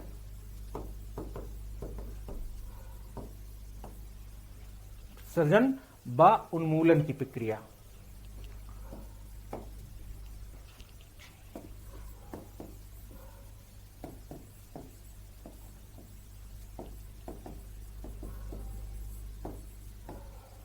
ठीक, अब भारतीय राज्यों में विधान परिषद क्या है? जिस तरीके से केंद्र में राज्यसभा है, उसी तरीके से राज्यों में विधान परिषद की बात की गई है। अब विधान परिषद ये देखा गया है कि इसकी क्या प्रासंगिकता है, कुछ राज्यों में है, कुछ राज्यों ने उत्साधन कर दिया, फिर से इसका सृजन किया, और इस संदर्भ में इसीलिए कहा गया कि इसके सृजन या उन्मूलन की प्रक्रिया। अच्छा, जिन राज्यों में अगर बात की जाए कि जिन राज्यों में अगर कहें कि हम लोग तो राज्यों में विधानसभा भी पढ़ते हैं और विधानमंडल भी पढ़ते हैं, अगर जिस राज्यों में क्या है दोनों है तो उसे क्या कहे? विधानमंडल भी कहेंगे। अगर जिस राज्य में विधान परिषद नहीं है उसे या क्या कहे, उसे भी हम विधानमंडल कह सकते हैं। कहते ही है कारण ये है कि विधान उसके पास इस स्वेच्छा का अधिकार है कि उसने विधान परिषद का शासन किया नहीं किया, उसे भी हम विधानमंडल लिखते हैं। कारण है कि द्विसदनीय व्यवस्था केंद्र में भी है और द्विसदनीय व्यवस्था राज्यों में भी है। अब राज्यों को यह अधिकार दे दिया गया कि अगर आपको देखना है कि आपके यहाँ इतनी आवश्यकता नहीं है तो आप इसका सृजन कर सकते, नहीं है उत्साजन कर दें अगर हो, अगर ठीक अगर लगे कि जरूरत है तो उसका दोबारा से क्या करें, सृजन कर लें। ठीक, तो इस तरीके से कहा गया। और फिर अगर सृजन है तो उसकी उन्नयन की प्रक्रिया क्या है, तो बनने की प्रक्रिया आप देखेंगे। पहले पूछा गया है कि सृजन, ठीक है, कि सृजन करेंगे, बनाएंगे। फिर कहा अगर सृजन करेंगे तो उसकी बनने की प्रक्रिया क्या है। अब ये तो होगा संवैधानिक प्रोविजन। अब इस संवैधानिक प्रोविजंस के साथ आपको यहाँ एप्लीकेशन थोड़ा दिखाना है कि जिन जिन राज्यों में पहले बनाया गया था आखिर वहां क्यों इनरेलीवेंट हो गया। अगर इन चीजों को इंडियन गवर्नमेंट पॉलिटिक्स सिस्टम के तहत पढ़े रहेंगे, ठीक है, इसके तहत तो इसकी उन्मूलन सृजन प्रक्रिया के तहत कार्य हुए, क्यों उन्होंने हटा दिया, इस चीज की बेहतर तरीके से एक्सप्लेनेशन दिया गया है। तो इन चीजों को देखे रहेंगे। अब भारतीय संविधान के आर्टिकल और चीजें बहुत सरल है, तो बहुत सिंपल सा टॉपिक है, सीधा सीधा टॉपिक है आईआर। बस इसको ये अगर इसी फॉर्म में लिख के चले आए कि भारतीय संविधान में क्या है, अगर आपने इस फॉर्म को ना अपनाया, ठीक, तो फिर नंबर कटना तय है आपके।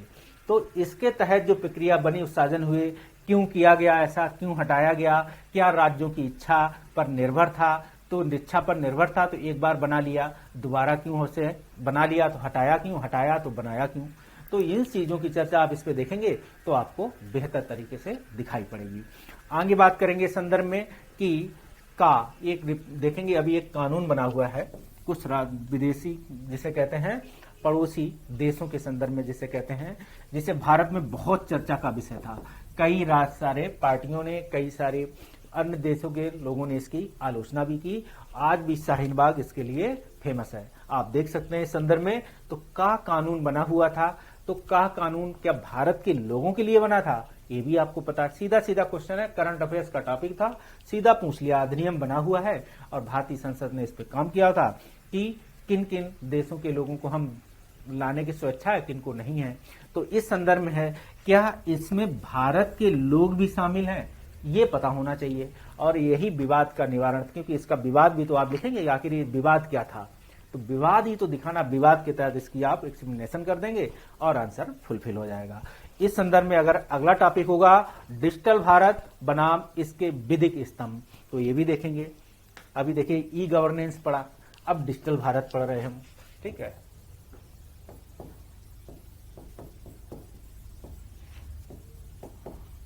डिजिटल भारत बनाम कौन सा है, विधिक स्तंभ।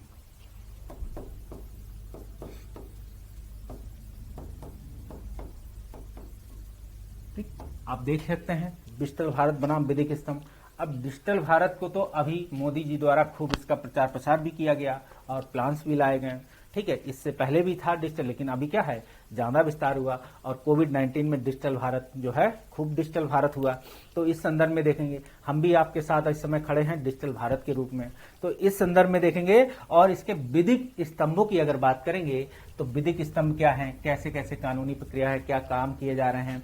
अब विधिक स्तंभ की चर्चा करेंगे तो थोड़ा थोड़ा डिजिटल भारत की चर्चा करेंगे। अब यहाँ क्या है, डिजिटल भारत बनाम विधिक स्तंभ। तो अब ई गवर्नेंस आ गया आपका फिर से। उसने नहीं पूछा आपसे ई गवर्नेंस क्या होता है, उसने पूछा है डिजिटल भारत बनाम विधिक स्तंभ, और पूछ रहा है क्या कि ई गवर्नेंस बताओ भाई। पूछ शब्द ये है लेकिन ई गवर्नेंस है, डायरेक्ट नहीं लिखा ई गवर्नेंस उसने, लेकिन विधिक स्तंभ लिखा है, उसके कार्य लिखना है, क्या क्या कार्य हुए, आपका आंसर कंप्लीट है। तो इसी चीज को आपको समझना है। पता लगा कि कहीं ई गवर्नेंस नहीं लिखा तो आप नहीं समझ पाए कि अब हम ई गवर्नेंस को यहाँ एप्लीकेशन भी कर सकते हैं क्या। तो आप ये तो दिखाएंगे कि डिजिटल भारत बनाम विधिक स्तंभ यही हैं। आखिर विधिक स्तंभ किसका हिस्सा है, आखिर गवर्नेंस का तहत कार्य हो रहे हैं। विधिक स्तंभ है, गवर्नेंस है, विधिक लॉ फॉर्म है। तो आखिर गवर्नेंस है तो किसी चीज को गवर्नेंस क्या होता है, तो आप समझ जाएंगे कि डिजिटल भारत क्यों है, विधिक स्तंभ क्यों है, ठीक है। ई हटा देते हैं अभी थोड़ी देर के लिए। अगर हम शब्द यूज कर दें गवर्नेंस, तो इस संदर्भ में आप इसको देख सकते हैं। अब ये डिजिटल है तो ई हो गया, और विधिक स्तंभ के साथ तो आप देख सकते हैं दोनों चीजें जुड़ी हुई हैं। ई गवर्नेंस के तहत इसको समझते हुए लिख जाइए और इसके विधिक स्तंभ डिजिटल भारत के अन्य पहलुओं को भी लिख जाइए। वो भी आपको फायदा करेंगे। आगे बात करेंगे राष्ट्रीय जैव विविधता का प्राधिकरण। ठीक है, सीधे सीधे टॉपिक पूछा है, राष्ट्रीय जैव विविधता प्राधिकरण। ठीक, अब राष्ट्रीय जैव विविधता प्राधिकरण, आप कहोगे तो हम क्या पढ़ेंगे, जीएस के थर्ड पेपर में इकोलॉजी पढ़ेंगे, लेकिन अब सेकेंड पेपर में पूछा गया और लिखा है प्राधिकरण। ठीक है, जाहिर सी बात है, प्राधिकरण है तो विधिक रूप से है, और विधिक रूप से है तो सेकेंड पेपर से जुड़ा हुआ है, ये भी देखेंगे। अब राष्ट्रीय जैव विविधता प्राधिकरण क्या है, क्यों बनाया गया, भारतीय संविधान के तहत इसे कहाँ प्रोविजंस हैं जो इसको बनाने की अनुमति देते हैं या इसके तहत कार्य करने की अनुमति देते हैं, तो इन चीजों को आपको दिखाना है। और फिर ये दिखाते हुए आपको आंसर राइटिंग में दिखाना होगा कि क्या क्या कार्य हुए और कहाँ कहाँ इसने कार्य किए हैं, क्या क्या कार्य किए हैं, तो वो भी देखेंगे। ठीक है, इस स्टैच्यूटरी बॉडी में क्या क्या ऐसे फंक्शंस हैं जिसके तहत क्या है, इसे काम किए जा रहे हैं। जैव विविधता के संदर्भ में आप क्या है, चाहे अंतर्राष्ट्रीय हो चाहे राष्ट्रीय हो, हर जगह क्या है, जैव विविधता की बात हो रही है। ठीक है, तो उस संदर्भ में देख सकते हैं और आंसर को लिख सकते हैं। आगे देखेंगे हम सुगम भारत अभियान, एक प्लान है आपके सामने, सुगम भारत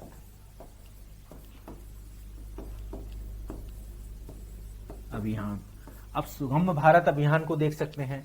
ठीक, सुगम भारत अभियान क्या है, अब सुगम भारत अभियान सीधे सीधे तो आपको पता होना चाहिए, कहीं से भी अगर आप सुगम भारत योजना पढ़े रहेंगे तो इसके तहत उस क्या प्रोविजंस हैं, क्यों सेकेंड पेपर में ये रखा हुआ है, वो चीजें आपको साफ साफ पढ़ने को मिल जाएंगी। क्या उद्देश्य है, क्या कार्य किए, क्या क्या कार्य किए जाने बाकी हैं, जैसे अन्य योजनाओं में हमने बताया, उसी तरीके से आप इसको भी देख सकते हैं। आगे अगर बात करेंगे, अगला क्वेश्चन है आपके सामने, राष्ट्रीय सुरक्षा परिषद बनाम भारत की स्थायी सदस्यता। ये टॉपिक आप चाहे तो ऐसे के भी संदर्भ में तैयार कर सकते हैं और दोनों तरीके से तैयार करें। ठीक है, सुरक्षा परिषद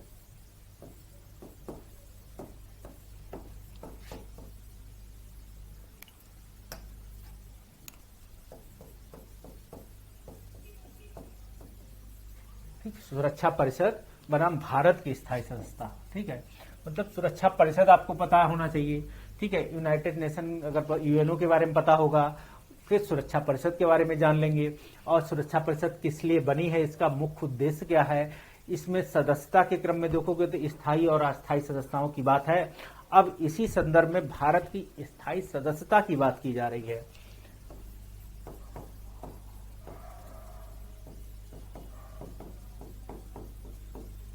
स्थायी सदस्यता यही लिख देते हैं। आप देखेंगे तो इस तरीके से आप इसे देखेंगे, भारत की स्थायी सदस्यता की लगातार भारत भी दावेदारी कर रहा है। भारत विश्व के अन्य देशों से भी समर्थन कर रहा है, पाने की कोशिश कर रहा है। इस संदर्भ में बहुत सारे समूह भी बने हुए हैं, देख सकते हैं, चाहे वो ब्रिक्स हो, चाहे वो अन्य G4 हो, अभी अभी एक क्वाड करके एक नया बना हुआ है। ठीक है, तो उस सम्मेलन की भी आप देख सकते हैं।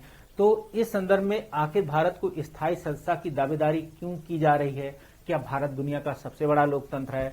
भारत अहिंसा या पंचशील सिद्धांतों पर आज भी उसकी विदेश नीति फॉलो हो रही है। यूएनओ में अगर बात करेंगे, शांति सेना के रूप में सबसे अच्छा कार्य करने वाली भारत के रूप में जानी जाती है। इस संदर्भ में चर्चा का विषय उठा है कि भारत की स्थायी सदस्यता देनी चाहिए, और भारत की जो है, जिसे कहते हैं गांधी की जो थ्योरीज है, वो भी भारत की स्थायी सदस्यता में कैसे दावेदारी कर रही है। ठीक है, आज जिसे गांधी को बहुत लोग आलोचना भी कर रहे हैं, एक तरफ वो भारत की स्थायी सदस्यता की बात कर रहे हैं, लेकिन ये भी देखेंगे गांधी की थ्योरी के तहत भारत इस पे स्थायी सदस्यता भी बात कर रहा है कि हमको चाहिए, हम शांति के तहत काम कर रहे हैं। ठीक है, या अहिंसा के सिद्धांत पे काम कर रहे हैं। ठीक, या हम बात करें इस संदर्भ में कि विश्व में क्या क्या काम कर रहे हैं, तो इन तरीके से चीजों को अगर आप देखे रहेंगे, काम किए रहेंगे, इस पे भी स्थायी सदस्यता पे तो ऐसे भी लिखने को आ सकता है, आपके पास निबंध लिखने को आ सकता है। ठीक है, सुरक्षा परिषद बनाम स्थायी सदस्यता पर आपको ऐसे भी लिखने को मिल सकता है, और ये क्वेश्चन जीएस के पेपर 2 में रखा हुआ है, तो आप देखेंगे इस तरीके से। आगे बात होगी सुरक्षा परिषद के बाद जलवायु परिवर्तन का विकासशील देशों पर प्रभाव।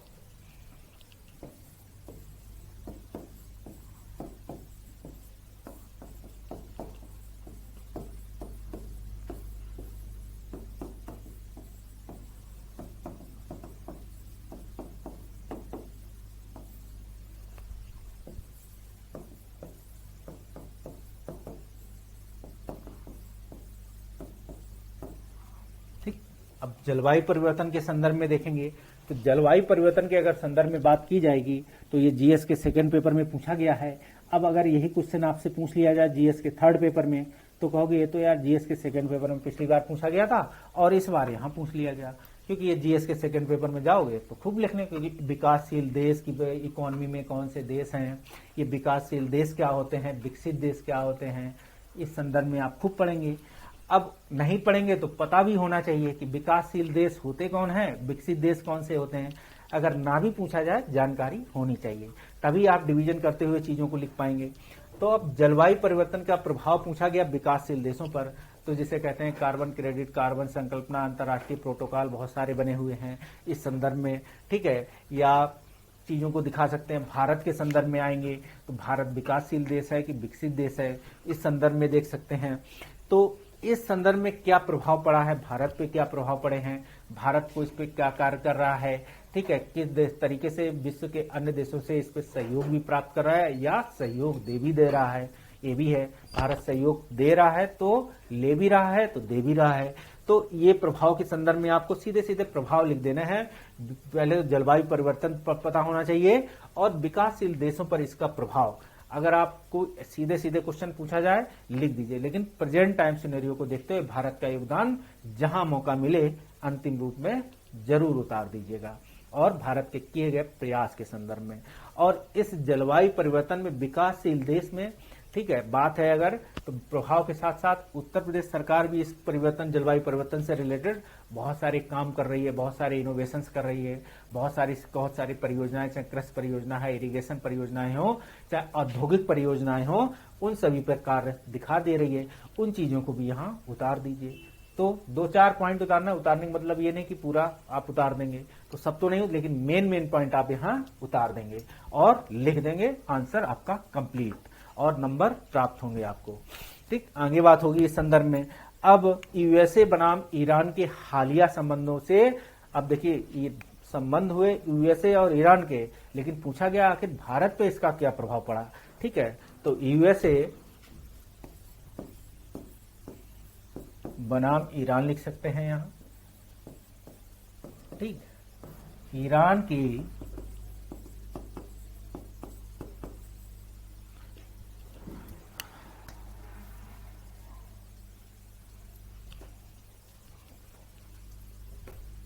अगले टॉपिक को देख लेते हैं। यूएसए बनाम ईरान के जो है हालिया संबंधों पर बात हो रही है।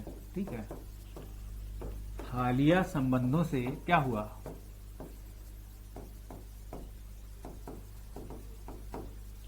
से क्या हुआ, भारत पर क्या प्रभाव आए हैं, भारत पर प्रभाव।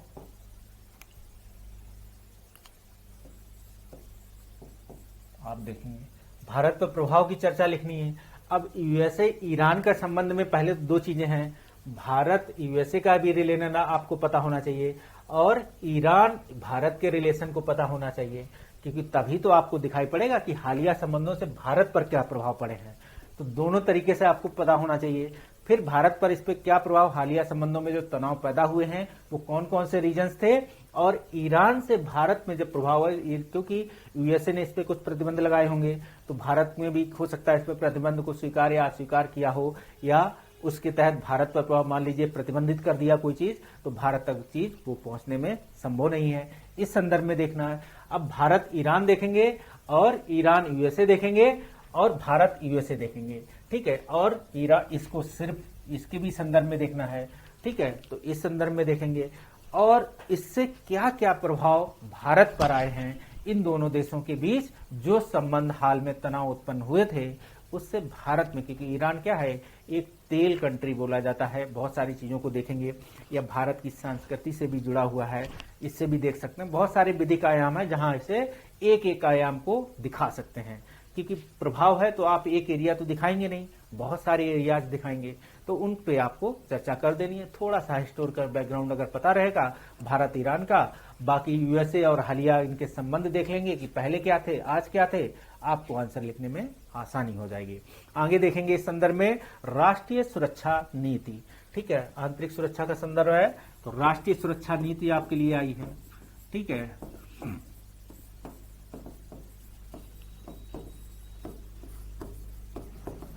इस राष्ट्रीय सुरक्षा नीति को अगर देखेंगे तो यही क्या है, इंटरनल सिक्योरिटी से क्वेश्चन पूछा गया। आप इसके तहत क्या क्या कार्य हुए हैं पूरा ओवरऑल पढ़ जाएं, कोई भी एक किताब उठाएं, कोई भी एक नोट्स उठाएं, सारी चीजें एक नोट डाउन कर लेंगे। इस इंटरनल सिक्योरिटी के पढ़े रहेंगे तो आप क्या रहेंगे, जब आप वहां जाएंगे बहुत सारी एक टॉपिक चले तो जीएस के थर्ड पेपर में भी आपको ये फायदा देने वाला है। ठीक है, इस आंतरिक सुरक्षा के तहत चाहे हर स्पेस में, चाहे वो धरती हो, वायु हो, चाहे कौन सी हो, स्पेस हो, हर एरियाज के बारे में आपको पता होना चाहिए। मतलब जिसे कहते हैं भूमि, जल और जिसे कहते हैं भूमि, जल और क्या है, वायु। तो इस संदर्भ में तीनों एरियाज के संदर्भ में आपको पता रहेगा, चीजों को लिख लेंगे। इस संदर्भ में राष्ट्रीय सुरक्षा नीति तैयार करेंगे।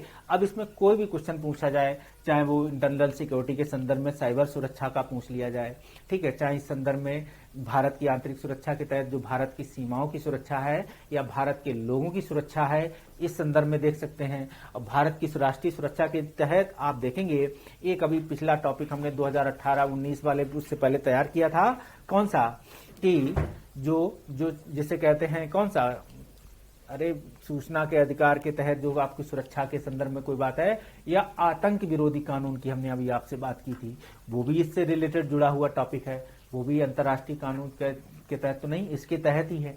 तो राष्ट्रीय सुरक्षा क्यों जरूरी है, किसके लिए है, ये पता होना चाहिए और इसके तहत कार्य किए जाने चाहिए, या इनकी चीजों को, प्रोविजंस को लिखना आना चाहिए।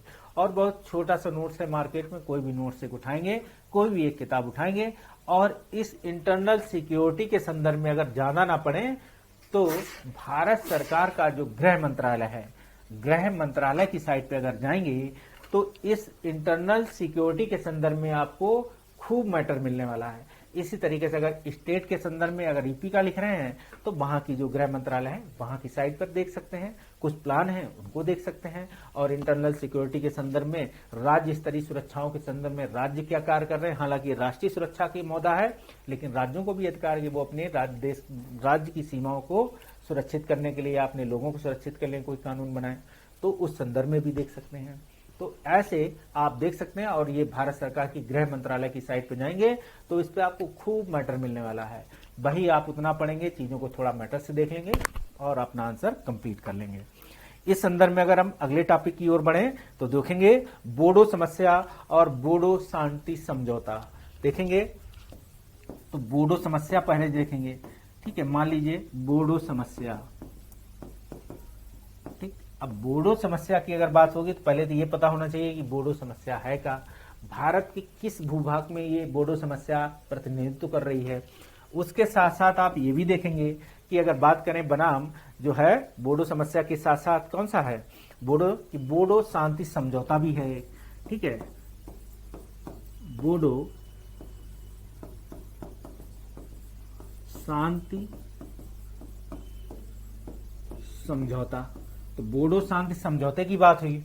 अब बोडो समस्या पड़े रहेंगे तो बोडो शांति समझौता की भी बात देखेंगे कि भारत सरकार के साथ लगातार इस पे काम किए जा रहे थे, या बोडो समस्या क्यों उत्पन्न हुई, ये किस रूप में उभर कर आई थी, क्या ऐसी इनकी मांग थी, ये भी देखना है। इसके साथ साथ बोडो शांति समझौते के क्या प्रोविजंस हैं और क्या क्या प्रोविजंस पे कार्य हुए हैं, ये भी देखना है आपको। और वही चीजें लिख देना है और ये दिखाना था कि बोडो समस्या आखिर भारत में उत्पन्न हुई क्यों। ये चीजों को अगर थोड़ा सा समझे रहेंगे तो आप चीजों को लिख जाएंगे। इसके साथ साथ क्योंकि आगे अगर हम टॉपिक की बात होगी तो बोडो समस्या के साथ साथ आधारभूत ढांचे का सिद्धांत, ठीक है। अब आधारभूत ढांचा क्या है, ठीक है।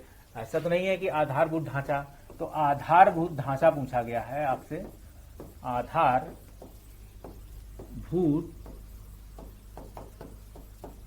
ढांचा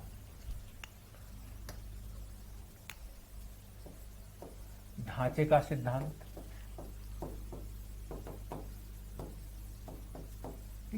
आधारभूत ढांचे के सिद्धांत को देखेंगे।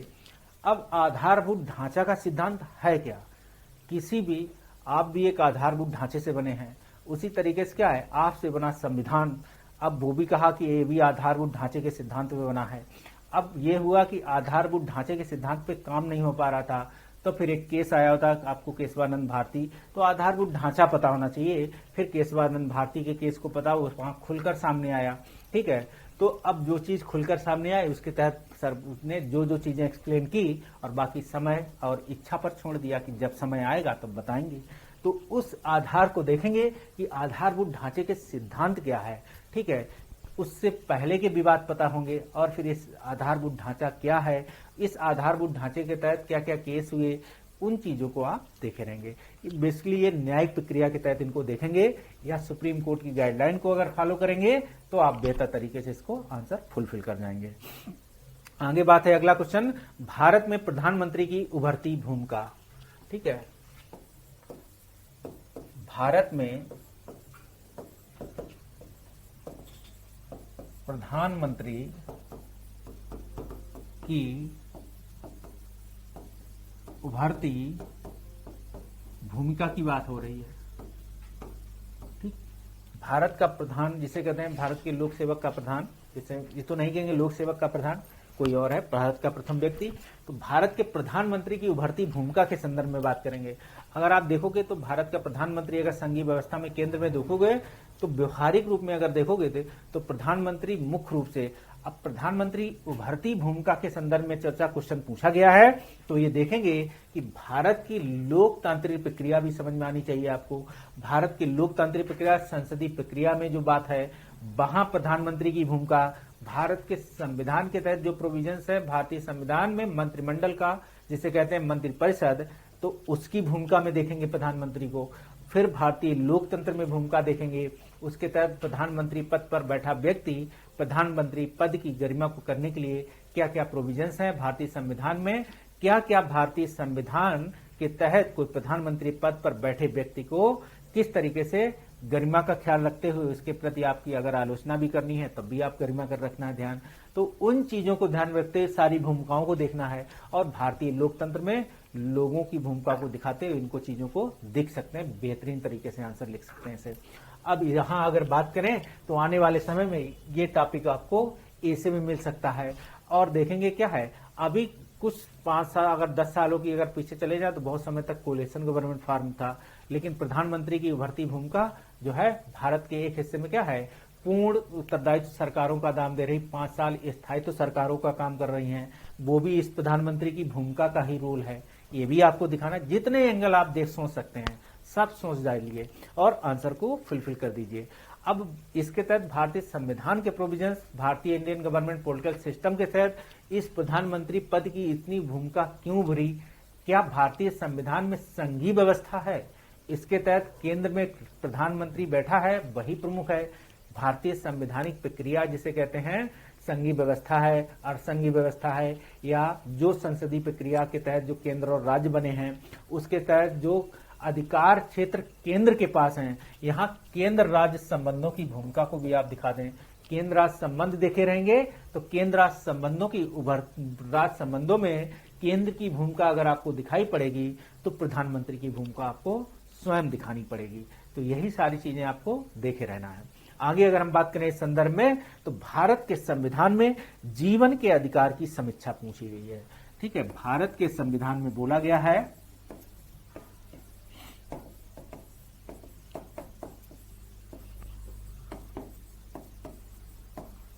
कौन सा, जीवन के अधिकार की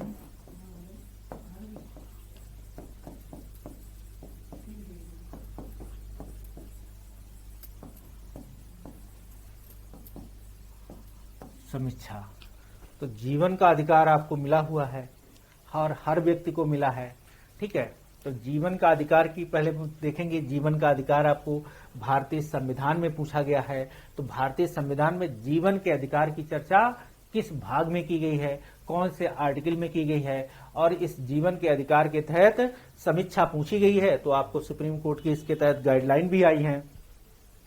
और अभी इसके पहले हमने 2018 के टॉपिक में देखा था कि भूख और गर्म जो है भूखमरी वाला टॉपिक है, तो वो भी इसी से जुड़ा हुआ है। तो इन चीजों को देखेंगे और इसी के साथ साथ क्या है, यहाँ पर आप ये देखेंगे कि भारतीय संविधान में जो प्रोविजंस दिए गए हैं और इस भारतीय संविधान के जीवन के अधिकार के तहत सरकारों ने क्या क्या काम किए हैं। लोगों को वेलफेयर स्टेट के तहत, यहाँ वेलफेयर स्टेट की संकल्पना आ गई फिर से, तो वेलफेयर स्टेट के रूप में जो कार्य किए गए हैं वो जीवन के अधिकार को लिए। देख सकते हैं जीवन के अधिकार में क्या क्या है, और भारतीय संविधान में जहां जीवन के अधिकार के तहत आपको अधिकार मिला है वो उन अधिकारों की चर्चा करते जाइए, और इंडियन गवर्नमेंट पॉलिटिक्स के तहत सरकारों द्वारा किए गए कार्यों को भी आप प्रोविजंस दिखाते चले जाएंगे। और समीक्षा के संदर्भ में पूछा गया तो भारतीय लोकतंत्र और जीवन के अधिकार को, क्योंकि जीवन के अधिकार में चाहे भारतीय लोकतंत्र का वो हिस्सा हो चाहे ना हो, उसे जीवन का अधिकार मिला हुआ है, ठीक। तो उसके तहत भी आपको दिखाना है कि भारतीय लोकतंत्र जो है जीवन के अधिकारों के तहत क्या क्या कार्य कर रही है, या भारतीय लोकतंत्र किस तरीके का लोकतंत्र है, भारतीय संविधान किस तरीके के संविधान के तहत जीवन के अधिकार की गारंटी देता है। उन चीजों की चर्चा यहाँ दिखाते हुए निकल जाएंगे और आंसर को कंप्लीट कर देंगे। इसी तहत इस तरीके से हमने देखा 2019 के पेपर को। अब एक पेपर और आपके सामने बचता है 2020 का। 2020 के संदर्भ में अगर बात करें तो ये देखेंगे 2020,